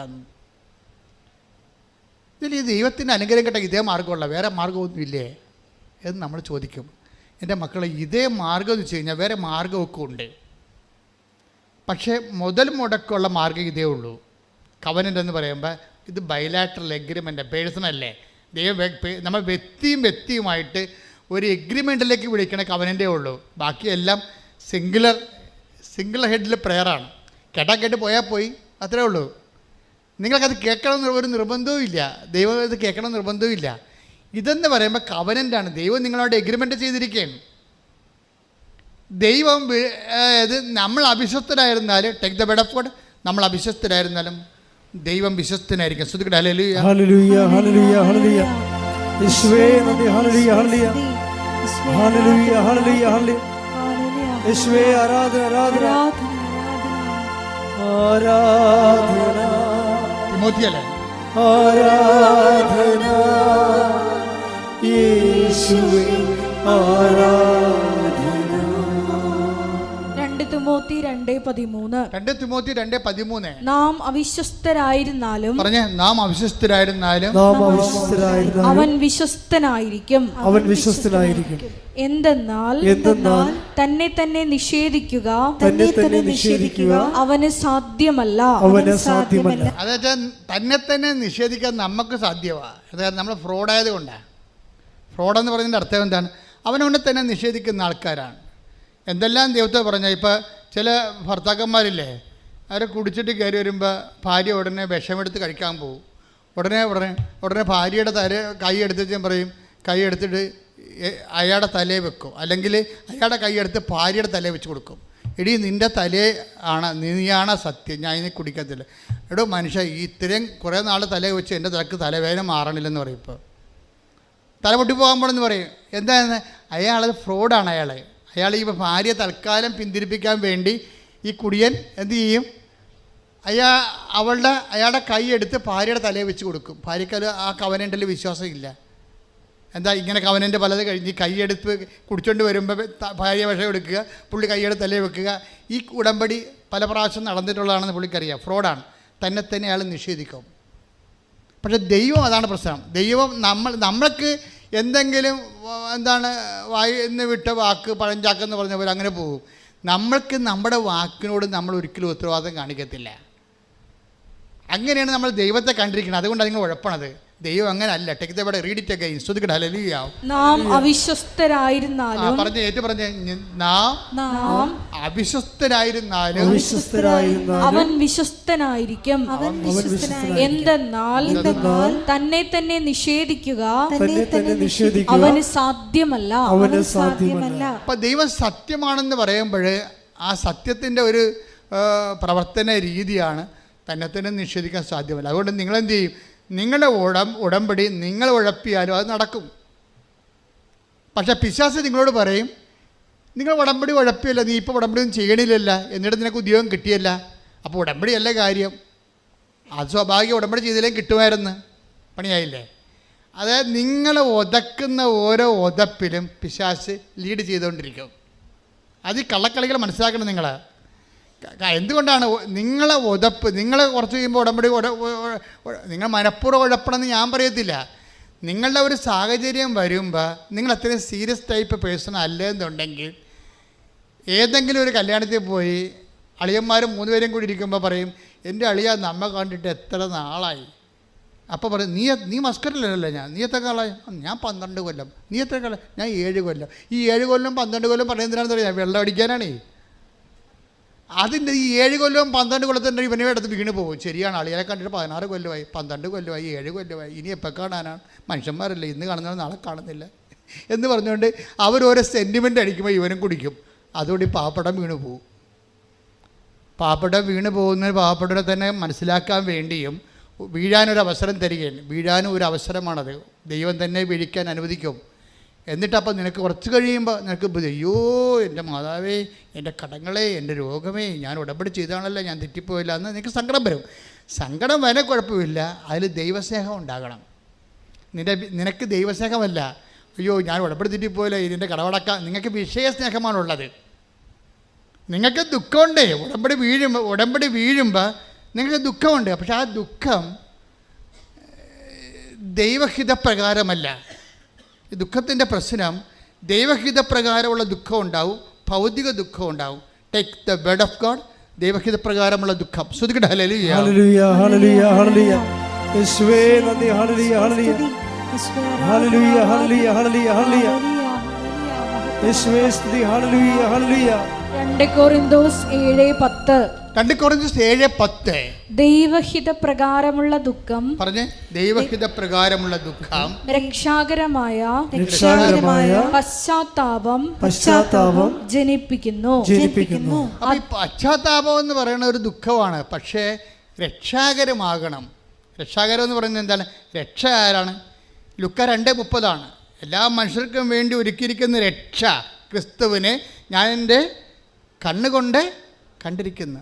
അപ്പോൾ രക്ഷ നിൻ്റെ ദൈവഹിത പ്രകാരമുള്ള ദുഃഖം രക്ഷാകരമായ പശ്ചാത്താപം ഉണ്ടാക്കണം. രക്ഷാകരം എന്ന് വെച്ചാൽ ക്രിസ്തുവിനെ ലഭിക്കുന്ന പശ്ചാത്താപമാണ്, അല്ലാതെ കേവല പശ്ചാത്താപമല്ല. നമ്മളെ കുമ്പസാരക്കൂട്ടിലൊക്കെ വേണ്ടത് ക്രിസ്തുവിനെ ലഭിക്കുന്ന പശ്ചാത്താപമാണ്, അല്ല പാപത്തെക്കുറിച്ച് ദുഃഖമില്ല. നിങ്ങളുടെ ഇപ്പോൾ വിശുദ്ധരായി ജീവിച്ചിട്ട് ദൈവത്തെ കഞ്ഞി വെക്കേണ്ട ആവശ്യമുണ്ടോ? ഒരു കഥയുമില്ല. നമുക്ക് ക്രിസ്തുവിനെ ലഭിക്കാനാണ് നമ്മൾ പാപം ഒഴിവാക്കി ജീവിക്കുകയും അഥവാ വീണുപോയാൽ നമ്മൾ ദുഃഖിക്കുകയും ചെയ്യണത് ക്രിസ്തുവിനെ നഷ്ടപ്പെട്ടല്ലോ എന്നുള്ള വിഷയത്തിലാണ്. നമ്മുടെ ദുഃഖവും സന്തോഷവും അടിസ്ഥാനപ്പെടുത്തിയിരിക്കുന്നത് ക്രിസ്തു എന്ന് പറഞ്ഞ ഒരൊറ്റ പേരിലാണ്. ഈ ഗോട്ട് ദ പോയിന്റ്, മനസ്സിലായില്ലേ? നമുക്ക് ദുഃഖം ഉണ്ടായി, ആ ദുഃഖം ദൈവഹിത പ്രകാരമാണെങ്കിൽ അത് ക്രിസ്തുവിന് നഷ്ടപ്പെട്ടല്ലോ എന്നുള്ള ദുഃഖമായിരിക്കണം. നമുക്കൊരു സന്തോഷമുണ്ടായി. സന്തോഷം എന്താ പറയുന്നത്? 5:41 എന്താ പറയണത്? യേശുക്രിസ്തുവിൻ്റെ നാമത്തെ പ്രതി പറഞ്ഞേ, യേശുക്രിസ്തുവിന്റെ നാമത്തെ പ്രതി ക്ലേശങ്ങൾ അനുഭവിച്ചതിൽ സന്തോഷത്തോടെ അവർ സംഘത്തിൽ നിന്ന് പുറത്തുപോയി. അവിടെ സന്തോഷമാണ്. നടപടി പുസ്തകത്തിൻ്റെ 5:41 2 കൊരിന്ത്യർ 7:10 ദുഃഖവും നടപടി പുസ്തകത്തിലെ 5:41 സന്തോഷവും ഒറ്റ വ്യക്തിയെ അടിസ്ഥാനപ്പെടുത്തിയായിരിക്കുന്നത്. ഈ ഉടമ്പടി കാലാവസ്ഥ എന്ന് പറയണത് നമ്മുടെ ദുഃഖ സന്തോഷങ്ങളെ വിഷയത്തെയാണോ ഈ വ്യക്തിയെയാണോ ആശ്രയപ്പെടുത്തിയിരിക്കണം എന്നുള്ളതാണ്. നിങ്ങൾക്ക് സന്തോഷമുണ്ടെന്ന് പറയണമെങ്കിൽ അത് ക്രിസ്തുവിനെ പ്രതിയാണെങ്കിൽ ഇറ്റ്സ് ഓക്കെ. അപ്പോൾ നിങ്ങൾ കവനൻറ്റിലാണ്. അതാണ് നിലപാട് തറയെന്ന് പറയണത്, അനുയോജ്യമായ കാലാവസ്ഥ എന്ന് പറയണത്. ഉടമ്പടി റൈപ്പായിരിക്കുന്നു. ഇപ്പോൾ ഒരു ഓട്ടോറിക്ഷക്കാരൻ്റെ ഇടയ്ക്ക് കൊണ്ടുപോയി പത്രം കൊടുത്തപ്പോൾ നിങ്ങൾ ഇത്രയും പഠിച്ചതല്ലേ, എനിക്ക് നാണമുണ്ട് ഈ പത്രവും കാവിക്കൊണ്ട് നടക്കാമെന്ന് ഓട്ടോറിക്ഷക്കാർ പറഞ്ഞ് അപ്പോൾ അവൾ പറഞ്ഞ്, അത് ശരി, ഞാൻ രക്ഷപ്പെട്ടത് ഈ പത്രം കൊണ്ടാണ്. നിങ്ങളൊക്കെ രക്ഷപ്പെടാൻ വേണ്ടിയാണ് ഞാൻ നിങ്ങളത് കൊണ്ട് വിതരണം ചെയ്യണത്. ഞാനിതൊക്കെ നിങ്ങൾ ആദ്യം വന്ന് ഇവിടെ നിന്ന് ഇത് പറയണതല്ല, നിങ്ങൾ അവിടെ വന്ന് നോക്കണം ദൈവം എന്താണ് ചെയ്യണമെന്ന് കണ്ടെത്താൻ. അതാണ് സന്തോഷം ദൈവത്തെ പ്രതി. അവളെ ക്ലേശിപ്പിച്ച അതിൽ വേറെ വല്ലവരും ആണെങ്കിൽ അയ്യോ ആൾക്കാർക്ക് ഇങ്ങനെയൊക്കെ പറയണില്ല എന്ന് പറഞ്ഞ ഉടനെ വീട്ടിൽ നിന്ന് പോകും. നമ്മുടെ ഏറ്റവും വലിയ ശത്രുക്കളെക്കുറിച്ച് ഈശോ പറഞ്ഞത് എന്താണ്? ഏറ്റവും വലിയ ശത്രുക്കളെന്ന് പറഞ്ഞ് ഈശോ എന്താ പറഞ്ഞിരിക്കുന്നത്? ഈശോ പറഞ്ഞിരിക്കുന്നത് ആരാണ് ഏറ്റവും വലിയ ശത്രുക്കൾ? നമ്മുടെ കുടുംബത്തിലുള്ളവരാണെന്ന്. ഹല്ലേലൂയ. മത്തായി 10:36 സ്വന്തം കുടുംബത്തിൽപ്പെട്ടവർ തന്നെയായിരിക്കും ഒരുവന്റെ സ്വന്തം കുടുംബത്തിൽപ്പെട്ടവർ തന്നെയായിരിക്കും ഒരുവന്റെ ശത്രുക്കൾ. അപ്പം അമ്മ ശത്രുവായിട്ട് വരാം, അപ്പൻ ശത്രുവായിട്ട് വരാം. നിങ്ങൾ തേരും പാലും പഞ്ചാരം എന്ന് പറഞ്ഞ കക്ഷികളെല്ലാം ഇന്നല്ലെങ്കിൽ നാളെ നിങ്ങളുടെ ആധ്യാത്മിക ജീവിതത്തിൻ്റെ ശരിക്കും പറഞ്ഞാൽ ശത്രുതയുടെ അവതാരങ്ങളായിട്ട് നിൽക്കുകയാണ്. എന്താ കാര്യം എന്നറിയാമോ? നിങ്ങളെ പിഴപ്പിച്ചിരിക്കുന്ന പല ആൾക്കാരും ആൻറ്റിമാരായിരിക്കും. ഞാൻ 21 ലക്ഷം ആൾക്കാരെ കൗൺസിൽ ചെയ്തിട്ടുണ്ട്. എപ്പോഴും പറഞ്ഞതാണ്. എന്താണെന്നറിയാമോ? ഓരോ ഡൈവേഴ്സും പരിശോധിക്കുമ്പോൾ, ഓരോ പ്രണയവും പരിശോധിക്കുമ്പോൾ, പ്രണയത്തിൽ ചില ആൾക്കാർ ചെന്ന് ചാടിയിട്ട് അപോഷണൊക്കെ നടക്കുന്നുണ്ടല്ലോ, എല്ലാം തുടങ്ങി വെക്കണമ്പോഴെല്ലാം ആൻറ്റി എന്ന് പറയുന്ന ആ സംഭവത്തിന് ഇതെല്ലാം അറിയാൻ പറ്റും. കാര്യം നിങ്ങൾ ആദ്യം മുതൽ ഇൻട്രാക്ട് ചെയ്യണ ഒരു സംഭവമാണ്. അമ്മയല്ല, ആൻറ്റി. ആൻറ്റി വലിയൊരു അവതാരമാണ്. മിക്കവാറും നരകത്തിൽ ചെല്ലുമ്പോൾ ആൻറ്റിമാരായിരിക്കും കൂടുതൽ. അതെന്താ കാര്യം വെച്ച് കഴിഞ്ഞാൽ ഈ കുഞ്ഞിനെ വഴിപഴപ്പിച്ചതിൽ ആൻറ്റിയുടെ റോളെന്ന് പറയുന്നത് ചെറിയ റോളൊന്നുമല്ല. കാര്യം ഈ കൊച്ചെന്ന് പറഞ്ഞാൽ അവൾ എന്ത് ചെയ്താലും പക്ഷേ വീട്ടിൽ വഴക്കണ കാരണം ആൻറ്റി ഒരു സാന്ത്വനത്തിൻ്റെ ആളായ കാരണം അവിടെ എന്ന് പറയും. അപ്പോൾ എല്ലാ തിന്മകളും നന്മകളും ചെന്ന് പറയണതാണ്. എന്നിട്ട് ഈ പണ്ടാര ഇതിനെ വഴിതിരിച്ചിട്ട് തിന്മയിലേക്ക് വിടുകയാണ്. അത് ആത്മാവ് നഷ്ടപ്പെടും. അതുകൊണ്ടാണ് ഈശോ പറഞ്ഞത്, അബോർഷനായാലും ഡൈവേഴ്സ് ആയാലും വേറെ എന്ത് പ്രാക്കപ്പെട്ട പരിപാടിയായാലും ഇതിൻ്റെ പിന്നിലുള്ള ശക്തി കുടുംബത്തിൽ തന്നെയായിരിക്കും. അപ്പം അതുകൊണ്ടാണ് നിങ്ങൾ ഈശോ ചോദിക്കുന്നത്, പത്രോസിനോട് വരെ ചോദിക്കും, എന്താണ്? ഇവരെക്കാൾ അധികമായി എന്നെ സ്നേഹിക്കുമോ? ഉടമ്പടി ഒരു തിരഞ്ഞെടുപ്പാണ്. ടേക്ക് ദ ബെഡ് ഓഫ് ചോദിക്കട്ടെ. ഹല്ലേലൂയ. ഇവരെക്കാൾ അധികമായി. ഹല്ലേലൂയ, ഹല്ലേലൂയ, ഹല്ലേലൂയ, ഹല്ലേലൂയ. യേശുവേ നന്ദി. ഹല്ലേലൂയ, ഹല്ലേലൂയ, ഹല്ലേലൂയ, ഹല്ലേലൂയ, ഹല്ലേലൂയ. ആരാധന, ആരാധന യേശുവേ, ആരാധന. യോഹന്നാൻ 21:15 അവരുടെ പ്രാതൽ കഴിഞ്ഞപ്പോൾ യേശു ശിമയോൻ പത്രോസിനോട് ചോദിച്ചു, യോഹന്നാന്റെ പുത്രനായ ശിമയോനെ, നീ ഇവരെക്കാൾ അധികമായി എന്നെ സ്നേഹിക്കുന്നുവോ? അവൻ പറഞ്ഞു, ഉവ്വ് കർത്താവേ, ഞാൻ നിന്നെ സ്നേഹിക്കുന്നുവെന്ന് നീ അറിയുന്നുവല്ലോ.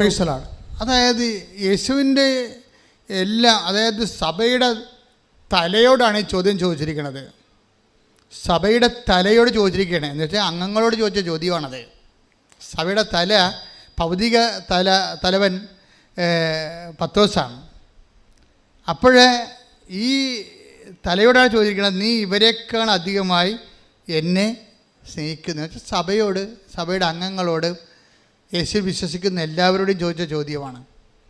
യേശുവിൽ വിശ്വസിക്കുന്നവർ സഭയുടെ പുറത്ത് എന്തുമാത്രമുണ്ട്, അവരോട് എല്ലാവരും കൂടി ചോദിച്ച ചോദ്യമാണത്. എന്താണ്? ഇവരെക്കാൾ അധികമായി കവനൻ്റിൽ എപ്പോഴും നമ്മൾ നോക്കേണ്ടത്, ഈ കവനൻ്റ് റിലേഷനിലിരിക്കുന്ന ആൾക്കാർക്ക്, ഉടമ്പടി ബന്ധത്തിലിരിക്കുന്ന ആൾക്കാർക്ക് അവരോട് തന്നെ ചോദിക്കേണ്ട ചോദ്യമാണ്, ഞാൻ ഉടമ്പടി ചെയ്ത എൻ്റെ ദൈവത്തെക്കാൾ അധികമായി വേറെ ആരെങ്കിലും സ്നേഹിക്കുന്നുണ്ടോ? അതാണ് പ്രശ്നം. ഞാൻ കവനൻ്റ് ചെയ്ത ദൈവത്തെക്കാൾ, ഇപ്പം എന്താ ചെയ്തിരിക്കണമെന്ന് പറഞ്ഞാൽ, ചില പ്രണയപ്രാന്തി പിടിച്ച ആൾക്കാർ ഉടമ്പടി ചെയ്തിരിക്കുന്നത് അവളോ അവനോ സ്നേഹിക്കുന്ന കാമുകനോ കാമുകയോ ദൈവം വശത്താക്കി പിടിക്കാനുള്ള മാമാപ്പണി ചെയ്ത് കൊടുക്കാൻ വേണ്ടി ഉടമ്പടി ചെയ്തിരിക്കുന്നത്. എൻ്റെ കൈ കിട്ടിയാൽ ഞാൻ ഓടിച്ചിട്ട് വരാം. എന്താ കാര്യം? നിങ്ങളുടെ ഉള്ളിലുള്ള ജഡികമായ ആസക്തികളെ പ്രോത്സാഹിപ്പിക്കാൻ വേണ്ടിയല്ല ദൈവം ഉടമ്പടി ചെയ്തിരിക്കുന്നത്. ദൈവം നിങ്ങളെ വിശുദ്ധീകരിച്ചുകൊണ്ട് നിത്യത വരെ നിങ്ങളെ കൊണ്ടുപോകാനുള്ള പാങ്ങുണ്ടാക്കി തീർക്കാനുള്ള പരിചരണങ്ങൾ നൽകുന്നതാണ് ഇതിൻ്റെ അടിസ്ഥാന നടപടിക്രമം. ശ്രുതികട്ടെ ഹല്ലേലൂയ. ഹല്ലേലൂയ, ഹല്ലേലൂയ, ഹല്ലേലൂയ, ഹല്ലേലൂയ. യേശുവേ, ഉടമ്പടിയിലൂടെ ഞങ്ങളുടെ ഓരോരുത്തരുടെയും ജീവിതങ്ങളെ വിശുദ്ധീകരിക്കണമേ എന്ന് പ്രാർത്ഥിക്കുന്നു, ശക്തീകരിക്കണമേ എന്ന് പ്രാർത്ഥിക്കുന്നു, ദൈവ സ്നേഹത്താൽ നിറയ്ക്കണമേ എന്ന് പ്രാർത്ഥിക്കുന്നു. അപ്പം നിങ്ങൾ ഉടമ്പടി ചെയ്യുമ്പോൾ തന്നെ പറഞ്ഞു, ദൈവമേ, ദൈവഹിതപ്രകാരമല്ലാത്ത ഒരു കാര്യവും എൻ്റെ ജീവിതത്തിൽ നടക്കരുത് എന്ന് പറയുന്നതിനാണ് ഉടമ്പടി സമർപ്പണം എന്ന് പറയുന്നത്. വിശ്വാസം, പ്രത്യാശ, സ്നേഹം. നാലാമത്തെ എന്താണ്? സമർപ്പണം. സമർപ്പണം ഉടമ്പടി വരുമ്പോഴാണ് ആധ്യാത്മികതയിൽ സമർപ്പണം ശക്തി പ്രാപിക്കുന്നത്. എന്ന് വെച്ച് കഴിഞ്ഞാൽ എൻ്റെ ജീവിതത്തിൽ പറഞ്ഞേ, എൻ്റെ ജീവിതത്തിൽ ദൈവത്തിന്റെ ഇഷ്ടമല്ലാത്ത ഒരു കാര്യവും സംഭവിക്കാതിരിക്കാൻ ഞാൻ സമ്പൂർണമായി ദൈവഹിതത്തിനായി എന്നെ തന്നെ സമർപ്പിക്കുന്നു. ശ്രുതികട്ടെ ഹല്ലേലൂയ.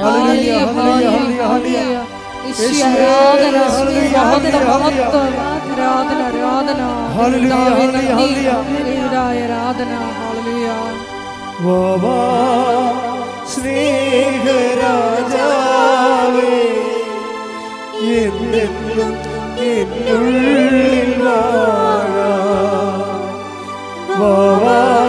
സ്നേഹത്തിൻ പൂനിലാവേ, എന്നുള്ളിൽ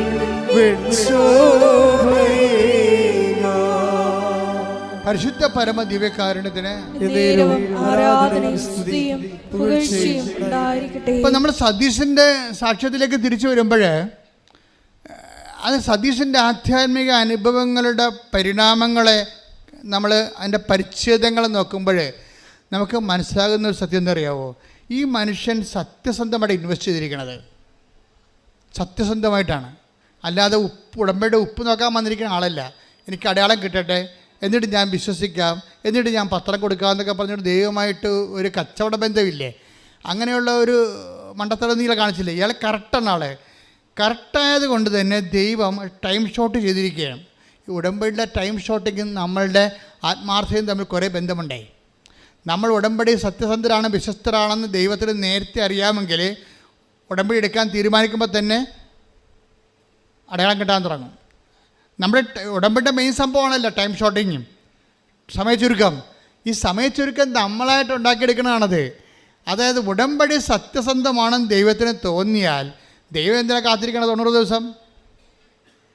ദൈവം എന്തിനാ കാത്തിരിക്കണം 90 ദിവസം? നീ ഉടമ്പടി ചെയ്തിട്ടില്ല, പക്ഷെ ഉടമ്പടി ചെയ്യാൻ പോകുന്ന കാര്യങ്ങളെല്ലാം നീ മിടുക്കായിട്ടും വ്യക്തമായിട്ടും സത്യമായിട്ടും വിശ്വസ്തയോടെ ചെയ്യുമെന്ന് ദൈവത്തിന് അറിയാമെന്ന കാരണം നീ വീട്ടിൽ നിന്ന് ഇറങ്ങുമ്പോൾ തന്നെ ഉടമ്പടിയിൽ ഇടയാളങ്ങൾ തുടങ്ങാൻ തുടങ്ങും. അതാണ് സമയച്ചുരുക്കത്തിൻ്റെ പ്രത്യേകത. സമയം നീട്ടിക്കൊണ്ടു പോകണം നിങ്ങളാണേ, ദൈവമല്ല. ദൈവത്തിന് സമയമില്ലല്ലോ. പിന്നെ എന്താ സംഭവിക്കുന്നത് വെച്ച് കഴിഞ്ഞാൽ, സമയമില്ലാത്ത ദൈവത്തിന് ശരിക്കും പറഞ്ഞാൽ നിങ്ങളുടെ ജീവിതത്തിൽ സമയത്തിൻ്റെ ചുരുക്കത്തിൽ പ്രവർത്തിക്കുന്നത് സ്വാഭാവികമായ നടപടിക്രമമാണ്. പക്ഷെ നമ്മൾ അവിശ്വസ്തത കാണിച്ചും ദൈവത്തെ ഉടമ്പടി രുചി നോക്കിയും ഒക്കുക ഒട്ടാ കൊള്ളാം എന്നൊക്കെ പറഞ്ഞുകൊണ്ട് നിനക്ക് കിട്ടിയ അവന് കിട്ടിയ എന്നൊക്കെ പറഞ്ഞുകൊണ്ട് ഇങ്ങനെ ഓരോരുത്തരോട് ചോദിച്ചു നടക്കും. നിങ്ങൾക്ക് എന്ത് കിട്ടി? നിങ്ങൾ ഉടമ്പടി എന്ത് ചെയ്ത് കിട്ടിയാ?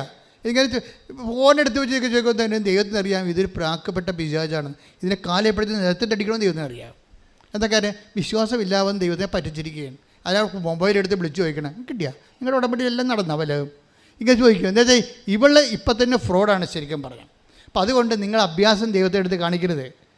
കാണിച്ചാൽ ഇത് വിളക്കാൻ തേക്കണ പാണ്ടാകും. പലർക്കും പാണ്ടായി നടക്കേണ്ട കാരണം അതാണ്. അപ്പോൾ അതുകൊണ്ട് അനുതാപം ഉണ്ടാകണം.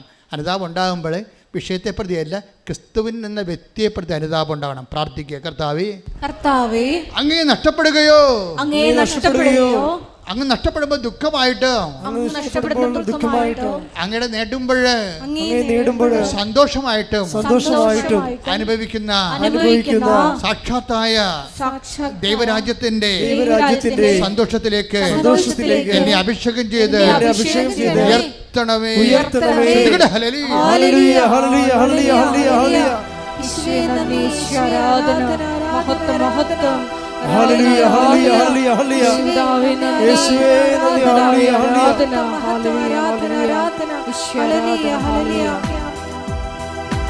ആത്മാവാം ദൈവമേ വരണേ, എൻ്റെ ഉള്ളിൽ വസിക്കാൻ വരണേ.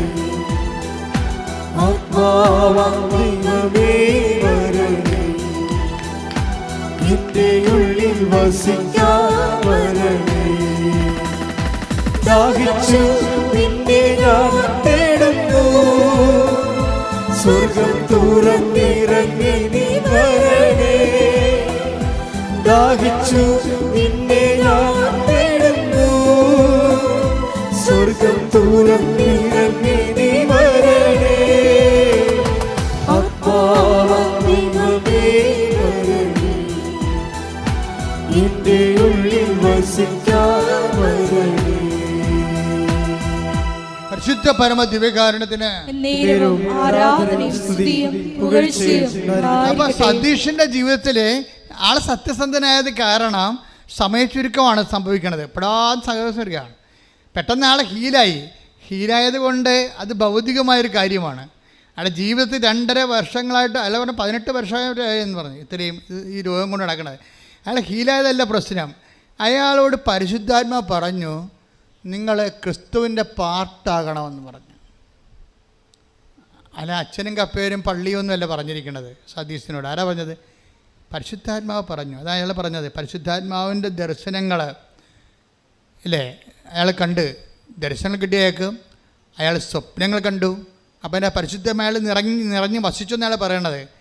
അത് പരിശുദ്ധാത്മാവിനുണ്ടായ പ്രശ്നം ഈ പരിശുദ്ധാത്മാവിൻ്റെ കൂടി പ്രവർത്തനമാണ്. ഇപ്പം നമ്മൾ നടപടി പുസ്തകം 2:17 എടുത്ത് ശ്രദ്ധിക്കട്ടെ. ഹല്ലേലൂയ ഹല്ലേലൂയ ഹല്ലേലൂയ ഹല്ലേലൂയ യേശുവേ നന്ദി. ഹല്ലേലൂയ ഹല്ലേലൂയ 2:17 നടപടി 2:17 ദൈവം അരുളി ചെയ്യുന്നു. പറഞ്ഞേ, ദൈവം അരുളി ചെയ്യുന്നു അവസാന ദിവസങ്ങളിൽ എല്ലാ മനുഷ്യരുടെയും മേൽ എന്റെ ആത്മാവിനെ ഞാൻ വർഷിക്കും.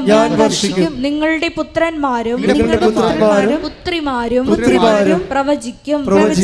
നിങ്ങളുടെ യുവാക്കൾക്ക് ദർശനങ്ങൾ ഉണ്ടാകും.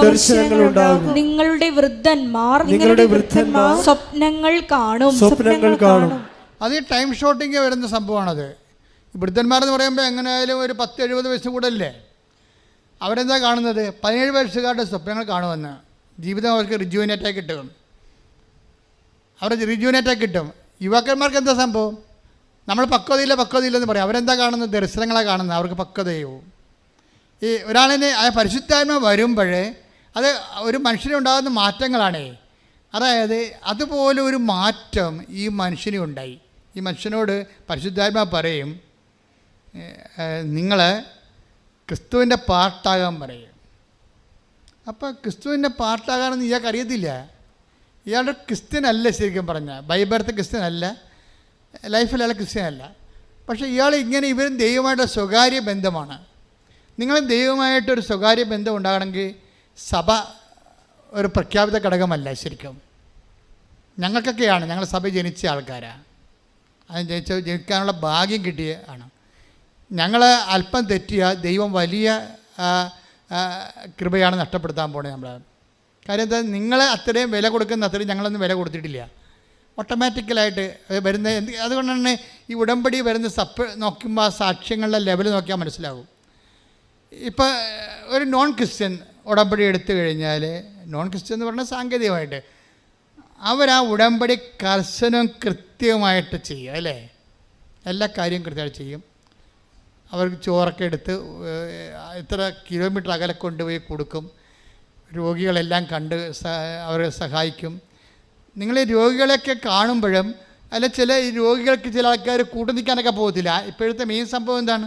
കൂട്ടു നിൽക്കാൻ ആരും ഇല്ലാത്തതുകൊണ്ടല്ലേ കൂട്ടിയിട്ട് ഭരിക്കണം ആൾക്കാർ. കൂട്ടു നിൽക്കാൻ ആരുമില്ല, അതുകൊണ്ട് എല്ലാവരെയും കൂട്ടിയിട്ടിട്ട് ഒരാളെ ഏൽപ്പിക്കും. അതല്ലേ ഇപ്പോൾ ലോകത്ത് ഇത് കഴിഞ്ഞപ്പോൾ നമ്മുടെ നേഴ്സുമാരൊക്കെ കയറിപ്പോണ എന്താണ്, ചിലൊക്കെ സീനിയർ സിറ്റിസൻസിനെ നോക്കുകയാണ്. എന്താണ്? കൂട്ടു നിൽക്കാൻ ആരുമില്ല. ഇവർ സീനിയർ സിറ്റിസനെ നോക്കാൻ വേണ്ടി കൂട്ടു നിൽക്കാൻ പോകുമ്പോൾ നമ്മുടെ ഇവിടെ ഇതുപോലെ കൂട്ടു നിൽക്കാൻ ആരുമില്ലാതെ വീട്ടിൻ്റെ വരാന്തയിലും അവിടെ ഇവിടെയൊക്കെ ആൾക്കാർ ഇങ്ങനെ ദ്രവിച്ചും ഇങ്ങനെ കുത്തിയിരിക്കണേ കാണാം.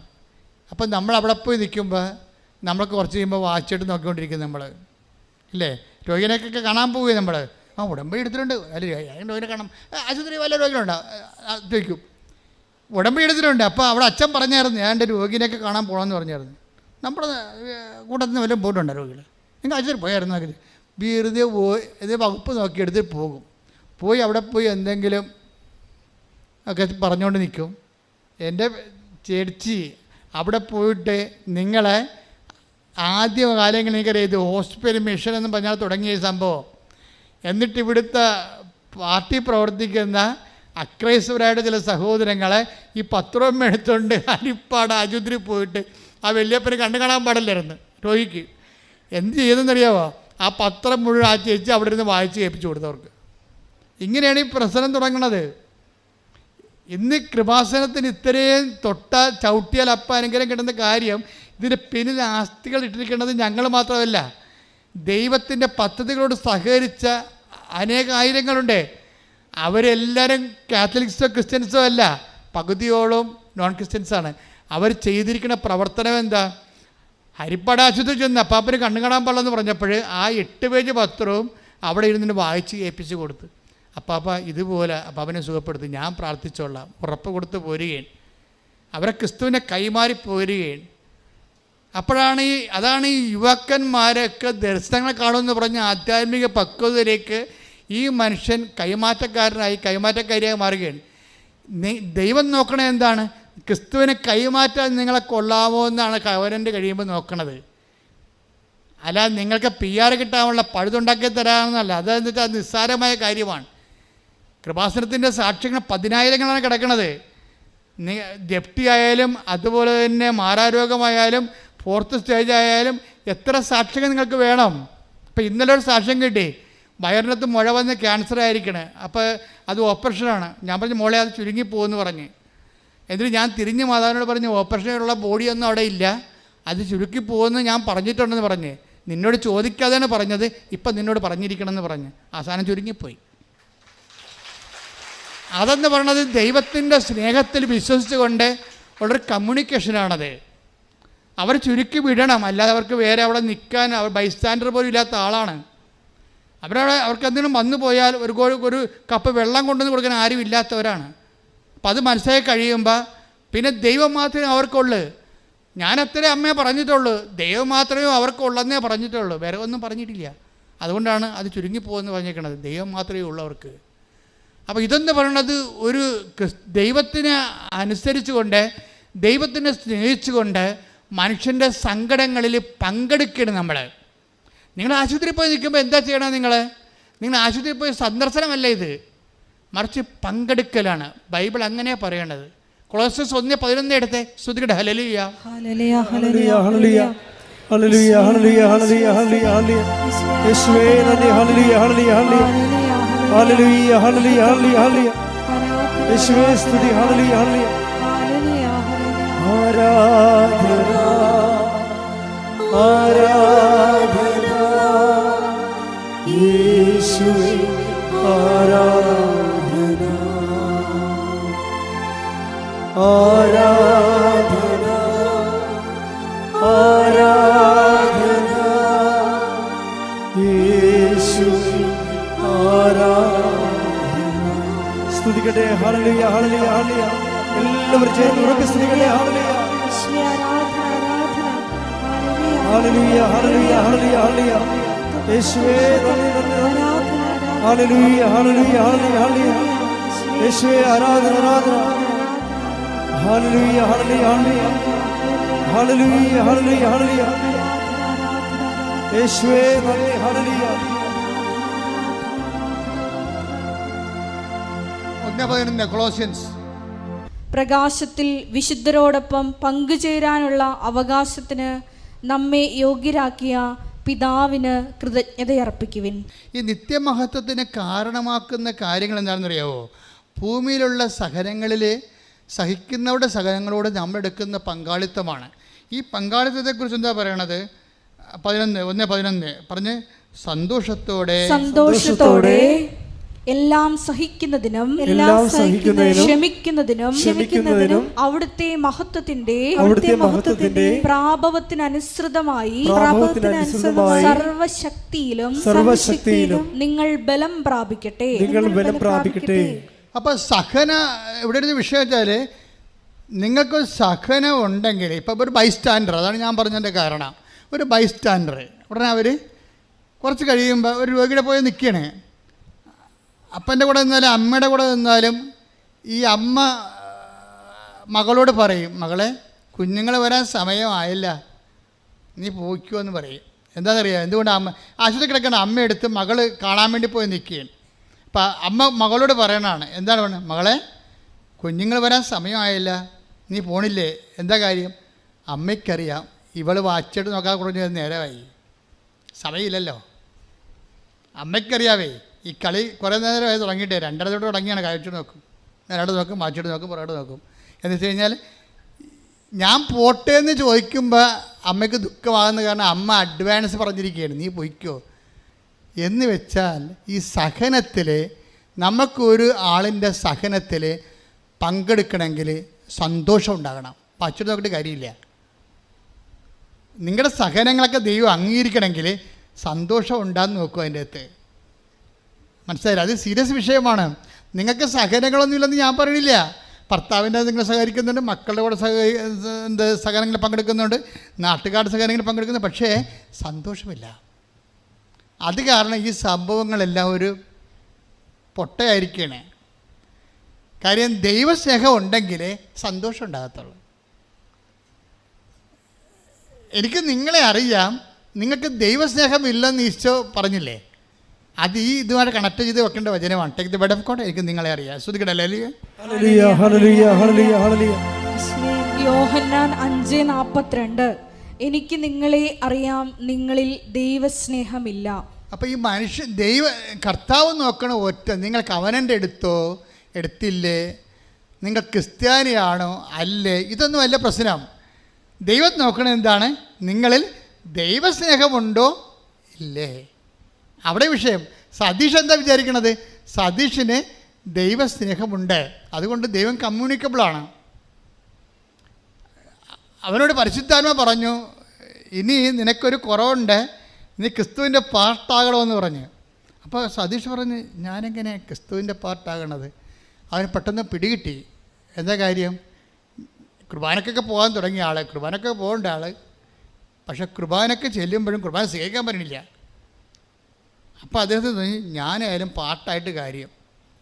ഈ മനുഷ്യൻ അവസാനിപ്പിക്കണത്, ഇന്ന് എൻ്റെ പേര് ജോസഫാണെന്നും പറഞ്ഞാൽ അവസാനിപ്പിക്കണത്.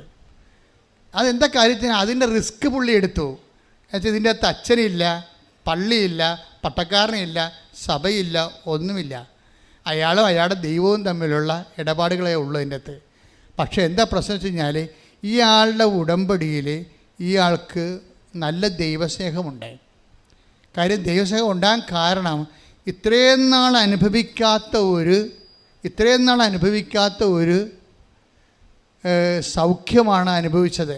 പിന്നീട് അയാൾക്ക് കിട്ടിയ പരിശുദ്ധാത്മാവ്, ആ പരിശുദ്ധാത്മാവോടെ കൂടിയ ദർശനങ്ങൾ, സ്വപ്നങ്ങൾ, അയാളുടെ ദൈവമേഖലയിൽ ആയിപ്പെട്ടപ്പോഴപ്പോൾ അദ്ദേഹത്തിന് ദൈവത്തെക്കുറിച്ച് കൃത്യമായ ഒരാശയം കിട്ടി. ഉടമ്പടി റേഞ്ചുകൾ ഭയങ്കരമാണ്.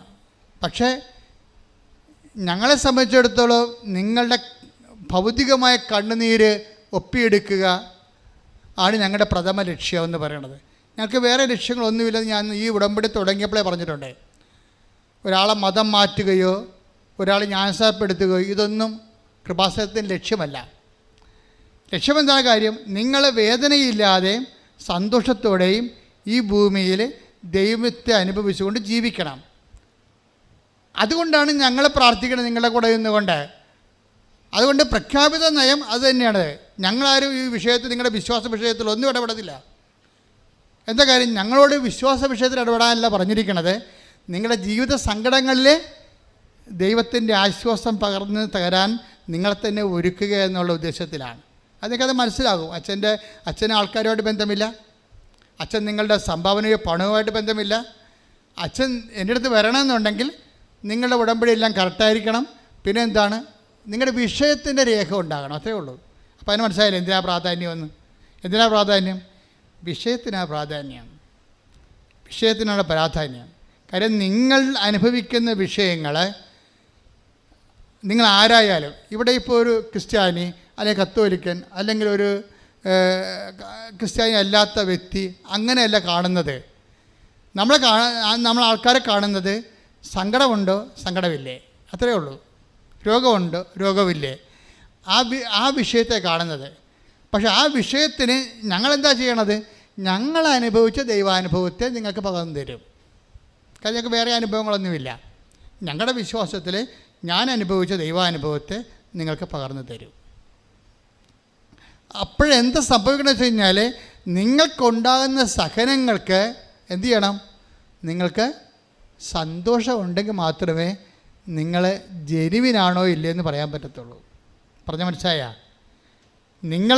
നിങ്ങൾ സഹിക്കുന്ന സഹനങ്ങൾക്ക് ആ സഹനത്തിൻ്റെ സമയത്ത് കൊളോസ്യസ് 1:11 അനുസരിച്ചുകൊണ്ട് നിങ്ങൾക്ക് സന്തോഷമുണ്ടാകണം. അപ്പോൾ എന്ത് ജോലി, പ്രേക്ഷിത ജോലി ആയാലും അതുപോലെ തന്നെ കാരുണ്യപ്രവൃത്തി ആയാലും നിങ്ങൾ ചെയ്യുമ്പോൾ അതിൽ നിങ്ങൾക്ക് ഈസി ആയിട്ട് വന്നെങ്കിൽ അപ്പോൾ അതിൻ്റേതായിട്ടുള്ള ആനുപാതികമായിട്ടുള്ള കുറവുണ്ടാകും. കാര്യം കർത്താവ് 30 മേനിയെന്ന് പറഞ്ഞിട്ടില്ലേ, പിന്നെ 60 മേനിയെന്ന് പറഞ്ഞിട്ടില്ലേ, പിന്നെ 100 മേനി. ഇപ്പോൾ ഞാൻ പറയും, യേശുവേ എല്ലാം കൂടി 100 മേനിയെന്നൊക്കെ പറഞ്ഞാൽ പോരെ, പിന്നെ എന്തിനാണ് 30 പറയണത്? അപ്പം ചില ആൾക്കാരുടെ നിങ്ങൾക്ക് ലഭിക്കുന്ന ആത്മീയ അനുഭവത്തിൻ്റെ അനുപാതമനുസരിച്ചും നിങ്ങളുടെ ഉടമ്പടിയിലുള്ള നിക്ഷേപം അനുസരിച്ച് കൊണ്ടും വിശ്വാസത്തിലുള്ള നിക്ഷേപം അനുസരിച്ച് കൊണ്ടുമാണ് ഈ മേനി വ്യത്യാസപ്പെടുന്നത്. അപ്പം നിങ്ങളെന്താ ചെയ്യേണ്ടതെന്ന് വെച്ച് കഴിഞ്ഞാൽ, ഇപ്പോൾ കർത്താവ് പറയും ദൈവരാജ്യത്തിലെ ഏറ്റവും ചെറിയവൻ പോലും take the bread of God. ശ്രുതിക്കട്ടെ ഹല്ലേലൂയ, ഹല്ലേലൂയ, ഹല്ലേലൂയ, ഹല്ലേലൂയ, ഹല്ലേലൂയ. യേശുവേ നന്ദി, യേശുവേ സ്തുതി. ഹല്ലേലൂയ. ലൂക്കാ 7:28. ഹല്ലേലൂയ, ഹല്ലേലൂയ, ഹല്ലേലൂയ, ഹല്ലേലൂയ. യേശുവേ സ്തുതി, യേശുവേ ആരാധന, ആരാധന, ആരാധന. ഹല്ലേലൂയ, ഹല്ലേലൂയ, ഹല്ലേലൂയ. യേശുവേ നന്ദി, നന്ദി, നന്ദി. ഹല്ലേലൂയ. ആരാധന, ആരാധന യേശുവേ, ആരാധന, ആരാധന, ആരാധന യേശുവേ, ആരാധന. മത്തായി 11:11. സത്യമായി ഞാൻ നിങ്ങളോട് പറയുന്നു, സ്ത്രീകളിൽ നിന്ന് ജനിച്ചവരിൽ സ്നാപയോഹന്നേക്കാൾ വലിയവനില്ല. എങ്കിലും സ്വർഗരാജ്യത്തിലെ ഏറ്റവും ചെറിയവൻ അവനേക്കാൾ വലിയവനാണ്. Take the bread of God. 5:19 Mathai. ശ്രുതിക്കട്ടെ ഹല്ലേലൂയ, ഹല്ലേലൂയ, ഹല്ലേലൂയ, ഹല്ലേലൂയ, ഹല്ലേലൂയ. യേശുവേ മത്തായി 5:19. ഈ പ്രമാണങ്ങളിൽ ഏറ്റവും നിസ്സാരമായ ഒന്ന് ലംഘിക്കുവാൻ മറ്റുള്ളവരെ പഠിപ്പിക്കുകയോ ചെയ്യുന്നവൻ സ്വർഗരാജ്യത്തിൽ ചെറിയവനെന്ന് വിളിക്കപ്പെടും. എന്നാൽ ഇപ്പൊ രണ്ട് എന്ത് മനസ്സിലായില്ലേ? ആദ്യം വായിച്ച ഏതായിരുന്നു? മത്തായി 10:11.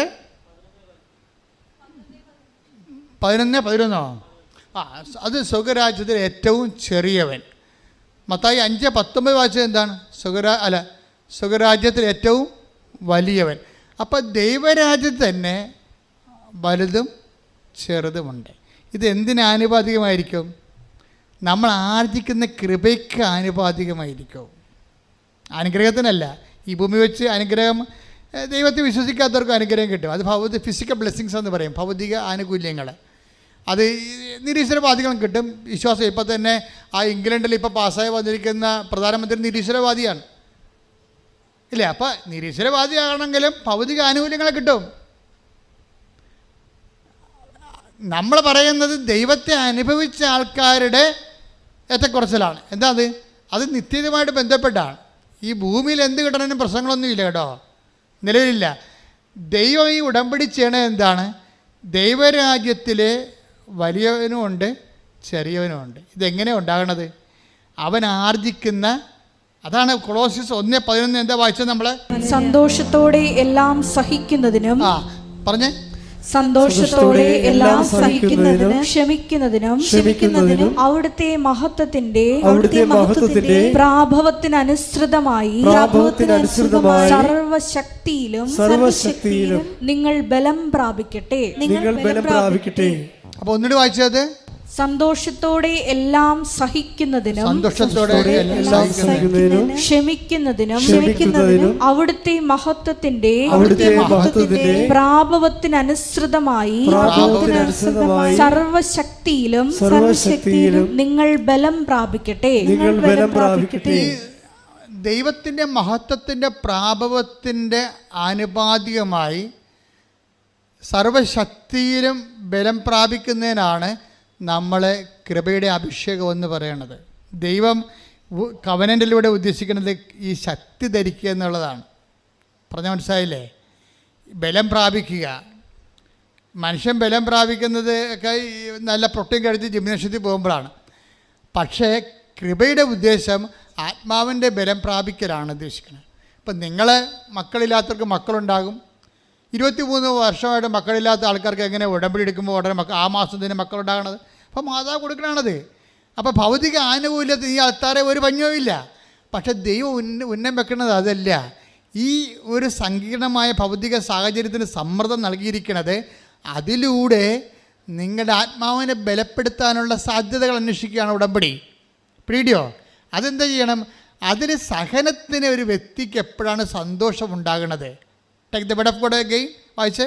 സന്തോഷത്തോടെ എല്ലാം സഹിക്കുന്നതിനും സന്തോഷത്തോടെ എല്ലാം സഹിക്കുന്നതിനും ക്ഷമിക്കുന്നതിനും അവിടുത്തെ മഹത്വത്തിന്റെ പ്രാഭവത്തിനനുസൃതമായി സർവശക്തിയിലും നിങ്ങൾ ബലം പ്രാപിക്കട്ടെ. അപ്പൊ നിങ്ങൾ ബലം പ്രാപിക്കുന്നത്, ഈ വാക്കും ദൈവരാജ്യം ബലവശമാക്കിയിരിക്കുന്ന വാക്കും സെയിമാണ്. Take the bread of God. ദൈവരാജ്യം ബലവശമാക്കിയിരിക്കുന്ന ശ്രുതികട. ഹല്ലേലൂയ ഹല്ലേലൂയ ഹല്ലേലൂയ ഹല്ലേലൂയ ഹല്ലേലൂയ. യേശുവേ നന്ദി. ഹല്ലേലൂയ ഹല്ലേലൂയ ഹല്ലേലൂയ ഹല്ലേലൂയ ഹല്ലേലൂയ ഹല്ലേലൂയ. മത്തായി 11:12. സ്നാപക യോഹന്നാന്റെ നാളുകൾ മുതൽ, സ്നാപകയോഹന്നാന്റെ കാലം മുതൽ ഇന്ന് വരെ സ്വർഗരാജ്യം ബലപ്രയോഗത്തിന് വിഷയമായിരിക്കുന്നു. ബലവാന്മാർ അത് പിടിച്ചടക്കുന്നു.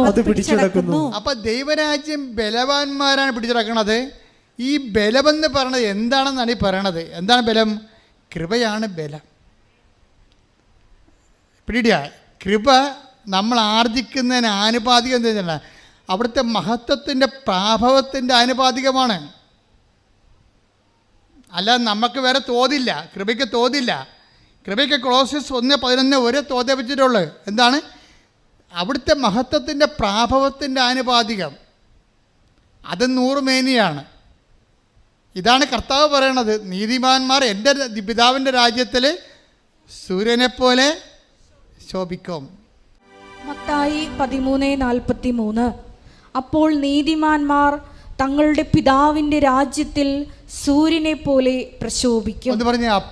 അപ്പോൾ നീതിമാന്മാർ തന്റെ പിതാവിന്റെ രാജ്യത്തിൽ നീതിനെ സൂര്യനെ പോലെ പ്രശോഭിക്കും. ഈ മത്തായി 13:43 ആണ് 1 കൊളോസ്യൻസ് 1:11. എന്താണ്? അവിടുത്തെ മഹത്വത്തിൻ്റെ പ്രാഭവം എന്ന് പറയണത് അത് സൂര്യനാണ്. അതിന് ആനുപാതികമായിട്ടാണ്. അതുകൊണ്ടാണ് ഈശോ സൂര്യനെക്കുറിച്ച് മാത്രമേ പറയത്തുള്ളൂ. പത്രോസ് അത് 100 മേനിയാണ്. പക്ഷേ ഈശോയ്ക്ക് ഒരു പ്രൊവിഷൻ ഇട്ടിട്ടുണ്ട്. എന്താണ്? ദൈവരാജ്യം നല്ല നിലത്ത് വീണത് 100 മേനിയും ചിലത് 60 മേനിയും ചിലത് 30 മേനിയും. അപ്പോൾ മറ്റുള്ളവർ 30 മേനിക്കാർക്കും ചാൻസ് ഉണ്ട്. പക്ഷേ അതിന് ഈശോ എന്താ പറഞ്ഞിരിക്കണമെന്ന് വെച്ച് കഴിഞ്ഞാൽ അത് പൗലോസാണ് പറഞ്ഞിരിക്കണത്. 1 കൊരിന്ത്യർ 15:41 എന്താ പറയണത്?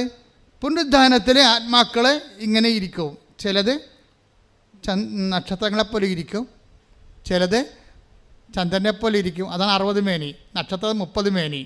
പിന്നെ എന്താണ്? ചിലത് സൂര്യനെ പോലെ ഇരിക്കട്ടെ. ഇതെവിടെ?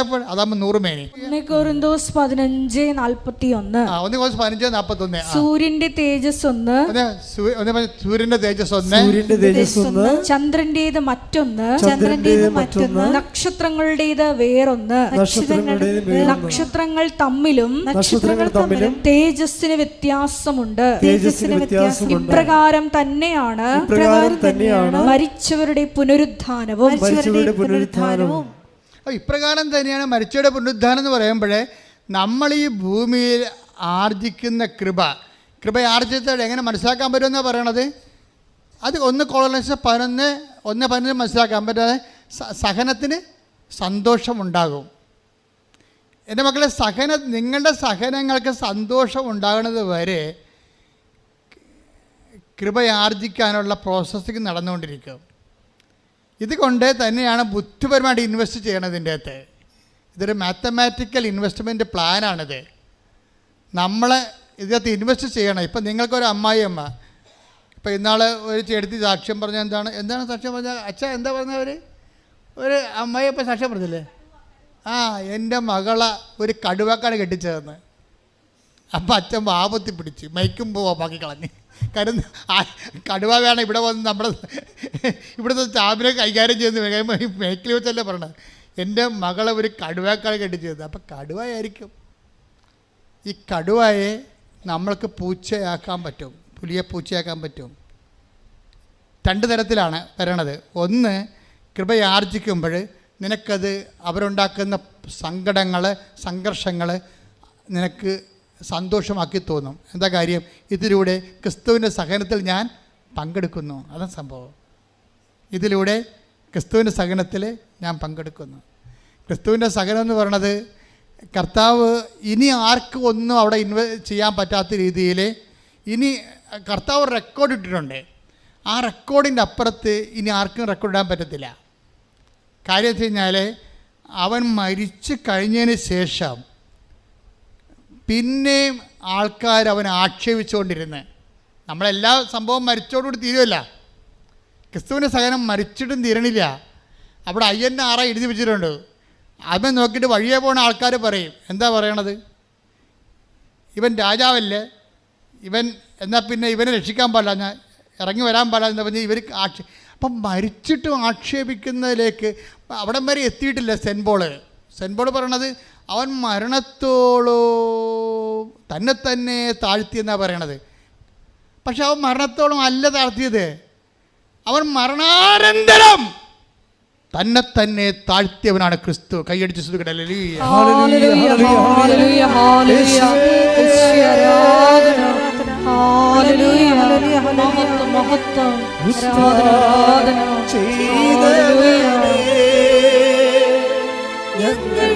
ആരാധിക്കുന്നു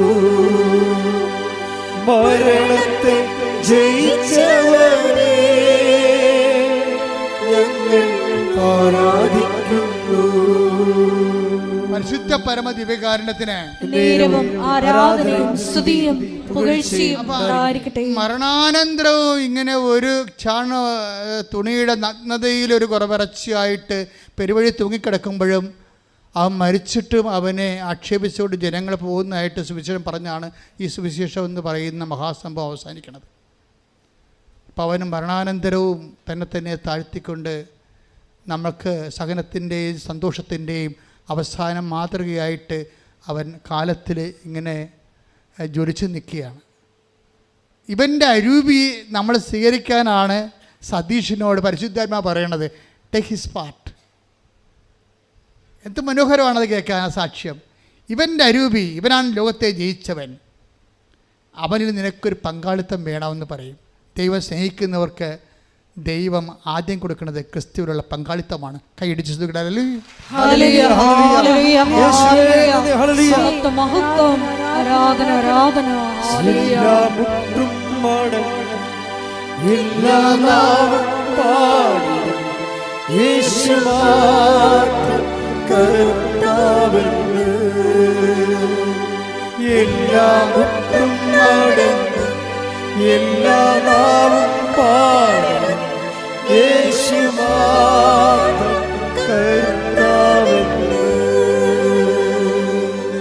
കൊല്ലപ്പെട്ടാലും ബൈബിൾ അവസാനിക്ക് പറയും അവൻ കൊല്ലപ്പെട്ടിട്ട് നിന്നുവെന്ന് പറയും. എന്താ പറഞ്ഞിരിക്കുന്നത്? കാരണം വെച്ച് കഴിഞ്ഞാൽ ഈ സഹനം അവനെ കത്തിച്ച് കളയണില്ല. കർത്താവ് പറയും മരണം, ഈ രോഗം മരണ കാരണമല്ല എന്ന് പറഞ്ഞ പോലെ ഈ സഹനം നമ്മുടെ നാശത്തിൻ്റെ കാരണമല്ല, മറിച്ച് രക്ഷയ്ക്ക് വേണ്ടി ദൈവത്തിൻ്റെ പരിപാലനയുടെ ഭാഗമാകുമ്പോഴാണ് സഹനം സന്തോഷമായിട്ട് മാറുന്നത്. എൻ്റെ ദൈവവേദനേ, ഈ ഒരു സന്തോഷത്തിലേക്ക് നീങ്ങണമെങ്കിൽ നീ ക്രിസ്തുവിനെയാണ് കവനന്റിൽ ഉടമ്പടി ലക്ഷ്യം വെക്കേണ്ടത്. പ്രാർത്ഥിക്കുക. കർത്താവേ, ലോകത്തെ സഹനത്തെ ജയിച്ച നിന്റെ നാമത്തിലെ വിശ്വസിച്ചുകൊണ്ട് ഉടമ്പടി ചെയ്യുമ്പോൾ ഭൗതിക യാഥാർത്ഥ്യങ്ങളെക്കാൾ നിന്റെ നാമത്താൽ, നാമത്തിന്റെ കൃപയാൽ, നാമത്തിന്റെ ശക്തിയാൽ അഭിഷേകം ചെയ്യണമേ. എന്നെ അഭിഷേകം ചെയ്യണമേ.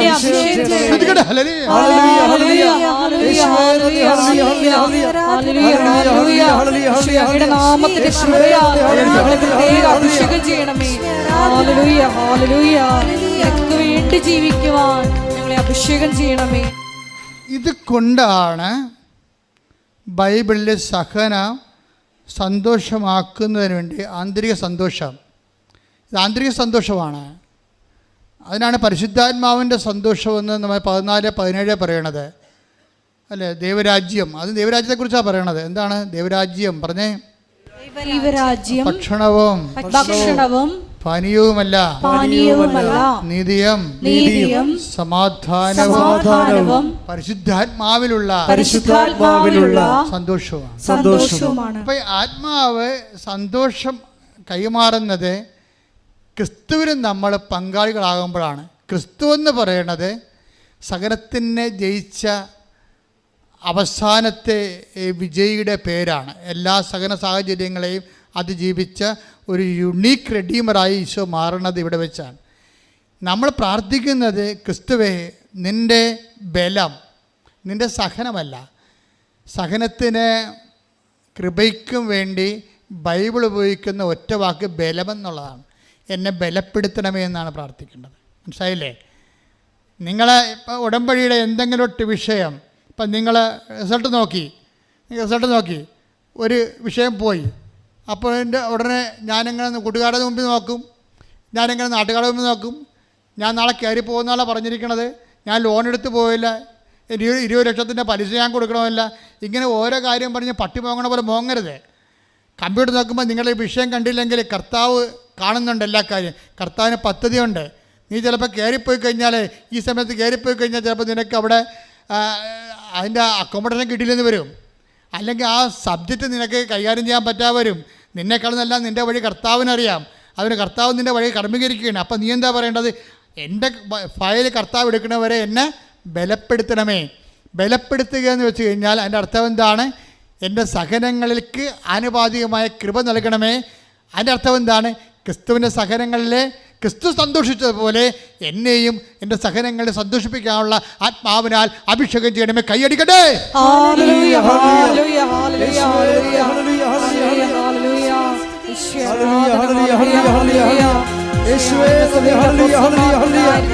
സഹനത്തിലുണ്ടായിരുന്ന സന്തോഷം നൽകി ഞങ്ങളുടെ സമൂഹത്തെ അഭിഷേകം ചെയ്യണമേ. ഒരുമിച്ച് പാടുക.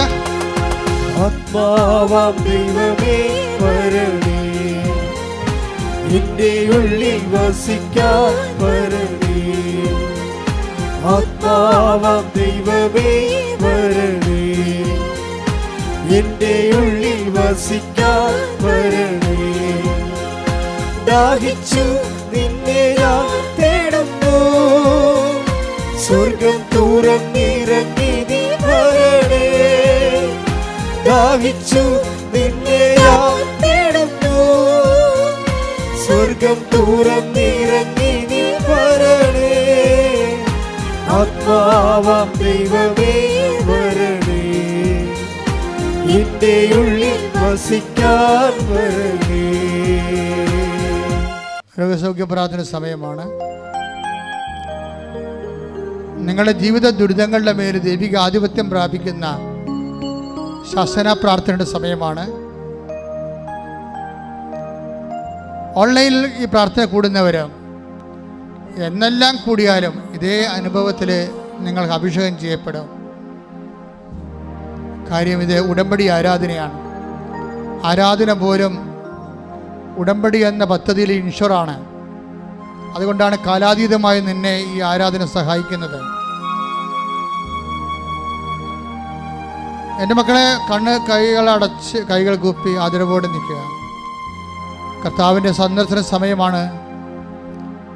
രക്ഷയുടെ ദിനങ്ങൾ നീ ആരംഭിക്കുകയാണ്. നിൻ്റെ ജീവിതത്തിലെ 10,000 കാലുകുത്തിയിട്ട് അനുഗ്രഹം പ്രാപിച്ച മണ്ണിലേക്ക് അമ്മ പ്രത്യക്ഷപ്പെട്ടതിൻ്റെ സന്നിധാനത്തിലേക്ക് ഈ കാലത്ത് ദൈവം നിന്നെ ക്ഷണിച്ചിരിക്കുന്നത് ആകസ്മികമായി സംഭവിച്ചതല്ല. ദൈവത്തിൻ്റെ കരുതിക്കൂട്ടിയുള്ള ഡെലിബറേറ്റ് ആയിട്ടുള്ള പരിപാലനയുടെ ഭാഗമാണ്. ദൈവം നിന്നെ സ്നേഹിക്കുന്നു. കടങ്ങളുണ്ടാകാം, രോഗങ്ങളുണ്ടാകാം, മറ്റുള്ളവർ നിന്നെ കേസിൽ പെടുത്തിയിരിക്കാം. നിന്റെ ഭർത്താവ്, നിന്റെ സഹോദരങ്ങളെ പോസ്കോ കേസിൽ ജയിലിലാകാം. എന്തുമാകട്ടെ, ഈ കാലം കടന്നു പോകും. കാര്യം ഇതെല്ലാം ജയിച്ചവനാണ് ക്രിസ്തു. ധൈര്യമായിരിക്കും. ഞാൻ ലോകത്തെ കീഴടക്കിയിരിക്കുമെന്ന് പറഞ്ഞവൻ്റെ സന്നിധാനത്തിലാണ് നീ നിൽക്കുന്നത്. നിനക്ക് ദാനമായി അവനെ അനുഭവിക്കാൻ വേണ്ടി ദൈവം നിനക്ക് നൽകിയ ദാനമായി നൽകിയ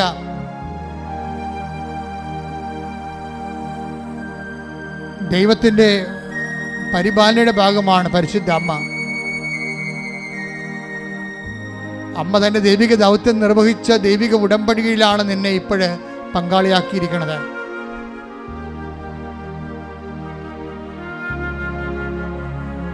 നീ ഉടമ്പടിയെ പരിചയപ്പെട്ടോ, പരിശുദ്ധ അമ്മയെ പരിചയപ്പെട്ടോ, യേശുവിനെ കുറിച്ച് കേട്ടോ. ദൈവം നിന്നെ സ്നേഹിക്കുന്നു. കൈയടിച്ച് ശ്രദ്ധിക്കട്ടെ. ഹല്ലേലൂയ.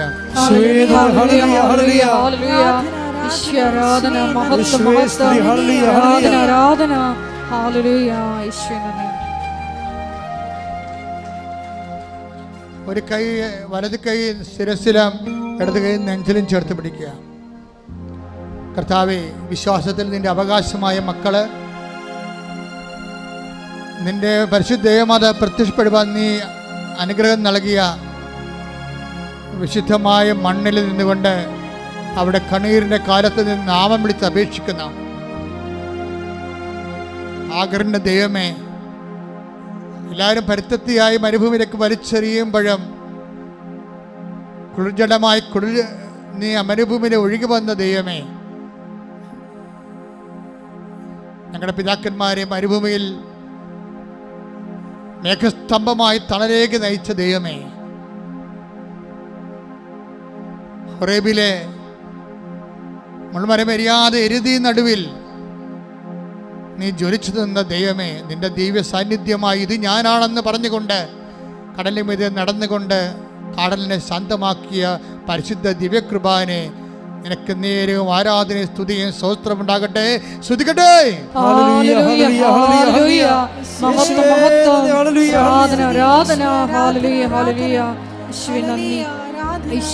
ഒരുമിച്ച് പാടുക. മഹത്വം മഹത്വം, ആരാധന ആരാധന. ഹല്ലേലൂയ. യേശുവേ നന്ദി. വരേണമേ എന്നിൽ നിറയണമേ, നാഥാ വരേണമേ സൗഖ്യം നൽകണമേ, നാഥാ വരേണമേ എന്നിൽ നിറയണമേ, നാഥാ വരേണമേ സൗഖ്യം നൽകണമേ. നിന്റെ പഞ്ചക്ഷതങ്ങളെ ഓർത്തുകൊണ്ട് കണ്ണുനീരോടെ പ്രാർത്ഥിക്കുന്നു. നിന്റെ തിരുമുറുപാർന്ന വലതുകരം ഈ മക്കളിലേക്ക് സ്പർശിക്കണേ പ്രാർത്ഥിക്കുന്നു. സത്യബന്ധങ്ങൾ കർത്താവിനൊപ്പം നിറയട്ടെ. ശ്രദ്ധിക്കട്ടെ, മാംസപേശികളിലെ കർത്താവിനൊപ്പം നിറയട്ടെ. രക്തഞരമ്പുകളിൽ കർത്താവിനൊപ്പം നിറയട്ടെ. എല്ലാ കോശങ്ങളിലും പേശികളിലും ആന്തരിക അവയവങ്ങളിലും കർത്താവിനൊപ്പം നിറയട്ടെ. ഉച്ചമുതൽ ഉള്ളങ്കാല് വരെ കർത്താവിനൊപ്പം നിറയട്ടെ. 38 വർഷം ഞാൻ അർപ്പിച്ച കൃപാസനയുടെ ശക്തിയാൽ കൃപാസനത്താറെ ജീവനോടെ പ്രത്യക്ഷപ്പെട്ട പരിശുദ്ധ അമ്മയുടെ മാധ്യസ്ഥത്താൽ കർത്താവേ, ഈ മക്കളുടെ മേലെ ദൈവിക ശക്തി ഒരുക്കണമേ. എല്ലാ കോശങ്ങളിലും പേശികളിലും ദൈവിക ശക്തി ഒരുക്കണമേ. മാർഗരോഗങ്ങള്, തീരാവേദ്യങ്ങള്, ജീവിത ദുരിതങ്ങള് യേശുവിന്റെ നാമത്തില് മാറിപ്പോകട്ടെ.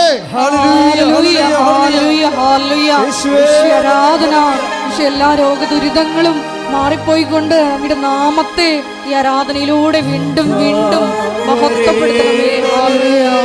എന്നിൽ നിറയണമേ നാഥാ, വരേണമേ സൗഖ്യം നൽകണമേ നാഥാ, വരേണമേ എന്നിൽ നിറയണമേ നാഥാ, വരേണമേ സൗഖ്യം നൽകണമേ.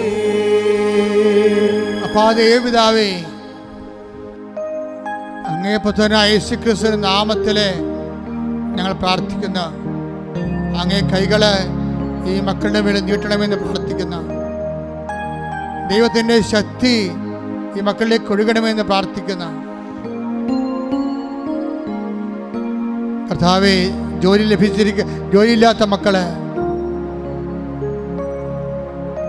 പരീക്ഷയിലെ റിസൾട്ട് പ്രതീക്ഷിച്ചുകൊണ്ട് ആശങ്കയോടെ ജീവിക്കുന്ന മക്കള്, ജപ്തി നടപടികളെ നേരിട്ടുകൊണ്ട് വീട്ടിൽ നിന്ന് ഇറങ്ങിപ്പോരേണ്ടി വരുമല്ലോ എന്ന് ഓർത്തുകൊണ്ട് മക്കളെ കൊണ്ട് സങ്കടപ്പെട്ടുകൊണ്ടിരിക്കുന്ന മക്കള്, ഉറങ്ങിയിട്ട് ദിവസങ്ങളായി, ഭക്ഷണം സമാധാനത്തോടെ കഴിച്ചിട്ട് ദിവസങ്ങളായി എന്ന് പറഞ്ഞുകൊണ്ട് തേങ്ങി നടക്കുന്ന മക്കള്, കർത്താവേ, ഒരു മകനെപ്പോലും കൈവിടാത്തവനെ, അധ്വാനിക്കുന്നതിനും ഭാരമയക്കുന്ന ആശ്വസിപ്പിക്കുന്നവനെ നിന്റെ തിരുമുറുപാർന്ന് വലതു കരുത്ത കർത്താവേ, മക്കളെ ആശ്വസിപ്പിക്കണമെന്ന് പ്രാർത്ഥിക്കുന്നു. ദൈവത്തിൻ്റെ കരുണ, ദൈവത്തിൻ്റെ ശക്തി, മാതാവിൻ്റെ പ്രത്യക്ഷീകരണത്തിൻ്റെ യോഗ്യതയാൽ ഇവിടെ ഉടമ്പടി ചെയ്തിരിക്കുന്ന മുഴുവൻ മക്കളുടെ മേലും ഈ മണ്ണിൽ ചവിട്ടി പ്രാർത്ഥിച്ച് കടന്നു പോയിട്ടുള്ള എല്ലാ മക്കളുടെ മേലും ദൈവത്തിൻ്റെ അടയാളങ്ങൾ പതിയട്ടെ. യേശുവിന്റെ നാമത്തിൽ മാർഗ തടസ്സങ്ങൾ, ജീവ ദുരിതങ്ങൾ മാറിപ്പോകട്ടെ.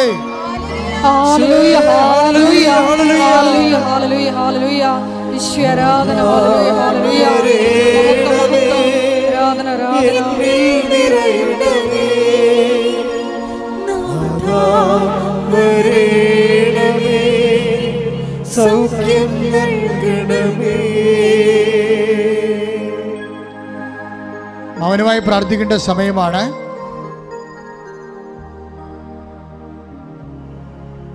പരിശുദ്ധ അമ്മയുടെ പ്രത്യക്ഷീകരണത്തിൻ്റെ സന്തോഷം നിറഞ്ഞ സാക്ഷിയായി എന്നെ ഉയർത്തണമെന്ന് ഓരോരുത്തരും പ്രാർത്ഥിക്കേണ്ട സമയമാണ്. കർത്താവേ, മക്കളെ ഓർത്ത് വേദനിക്കുന്നവരുണ്ട്, മക്കളുടെ തെറ്റായ ബന്ധങ്ങൾ അകപ്പെട്ടു പോയതിനോർത്ത് ബന്ധിക്കുന്നവരുണ്ട്, മക്കള് വിളിക്കാത്ത മാതാപിതാക്കന്മാരുണ്ട്, മക്കള് ഇപ്പോഴും അംഗീകരിക്കാത്ത മാതാപിതാക്കന്മാരുണ്ട്, കൈവിട്ടു പോയ പോലെ തോന്നണവരുണ്ട്. കർത്താവ് വീട്ടിൽ നിന്ന് ഇറങ്ങിയാൽ വഴി നടക്കാൻ പറ്റാത്ത സ്ഥല അവസ്ഥയിൽ കണ്ടവൻ്റെ പുരിടത്തിലാകുമ്പോൾ എപ്പോഴും സംഘർഷത്തിൽ ജീവിക്കുന്നവരുണ്ട്. രേഖകൾ നഷ്ടപ്പെട്ടു പോയവരുണ്ട്, കാണാതെ പോയ വസ്തുക്കളും കാണാതെ പോയ വ്യക്തികളുമുണ്ട്. സാമ്പത്തിക കടങ്ങൾ പരിഹരിക്കാൻ യാതൊരു മാർഗം കാണാത്തവരുണ്ട്, വിവാഹം താമസിച്ച് പോകുന്നവരുണ്ട്, മക്കളില്ലാത്തവരുണ്ട്, ജോലി നഷ്ടപ്പെട്ടവരുണ്ട്. എല്ലാവരെയും പരിശുദ്ധമ്മയുടെ മാധ്യസ്ഥത്തിൽ ഈശോയ്ക്ക് സമർപ്പിക്കുന്നു. കർത്താവെ, വലിയ സാക്ഷ്യങ്ങൾ കേൾക്കുന്നതിന് വേണ്ടി കർത്താവെ, അങ്ങ് ലോകത്തിന് അങ്ങേ അവർ ഏറ്റെടുത്തുകൊണ്ട് വീണ്ടെടുക്കപ്പെടാൻ വേണ്ടി പ്രാർത്ഥിക്കുന്നു. കർത്താവെ, ദൈവത്തിൻ്റെ കണ്ണച്ചൊരിയുടെ ഭക്ഷണം കഴിക്കാൻ പറ്റാത്തവരുണ്ട്, ഭക്ഷണ പഥ്യമുള്ളത് കാരണം രോഗങ്ങൾ കാരണം ശരീരത്തിന് മരുന്ന് പോലും കഴിക്കാൻ പറ്റാത്ത അവസ്ഥയൊക്കെ തളർന്നു പോയവരുണ്ട് കർത്താവേ. എല്ലാവരും സ്പർശിക്കണമേ. ദൈവത്തിൻ്റെ കണ്ണ ചൊരിയട്ടെ. മരുന്ന് ലേവനമല്ല കർത്താവേ. അങ്ങനെ ഒരുപാട് മക്കളെ സുഖപ്പെടുത്തെങ്കിൽ ദൈവത്തിൻ്റെ കരുത്ത്, ദൈവത്തിൻ്റെ നാമത്തിൻ്റെ ശക്തി എല്ലാ മക്കൾക്കും സൗഖ്യം നൽകട്ടെ. ശ്രദ്ധിക്കട്ടെ. സുഖപ്പെട്ടുകൊണ്ട് നാമത്തെ ഈ ആരാധനയിലൂടെ മഹത്വപ്പെടുത്തണമേ. Hallelujah, hallelujah.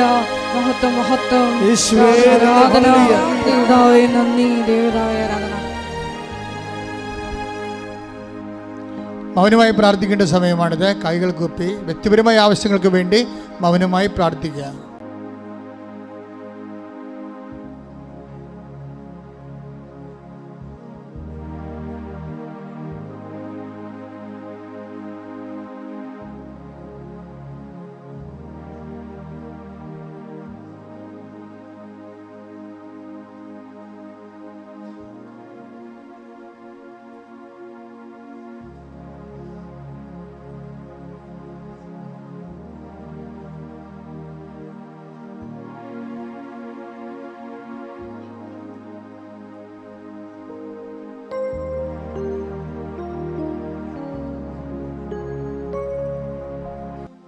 സമാപന ആശീർവാദം.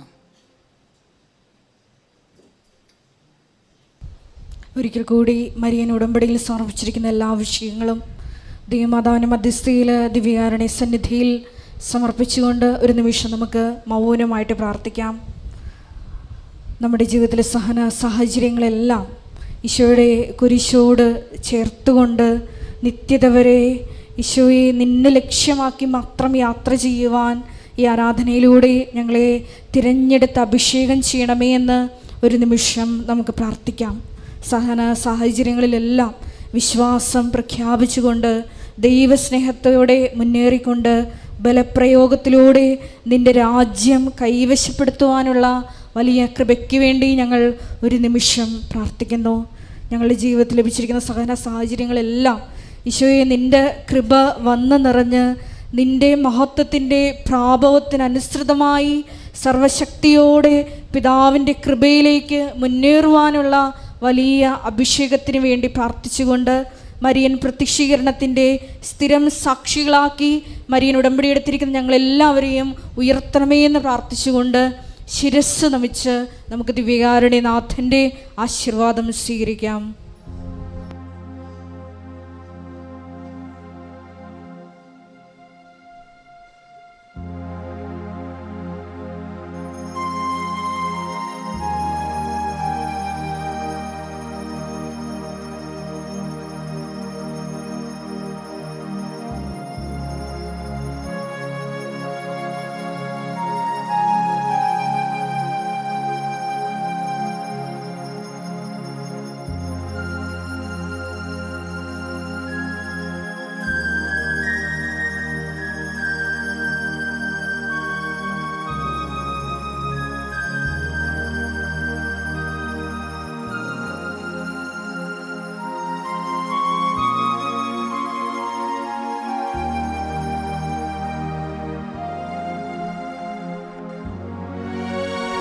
പരിശുദ്ധ പരമമാ ദിവ്യകാരുണ്യമേ എന്നുമെന്നും അങ്ങേക്ക് ആരാധന. പരിശുദ്ധ പരമമാ ദിവ്യകാരുണ്യമേ എന്നുമെന്നും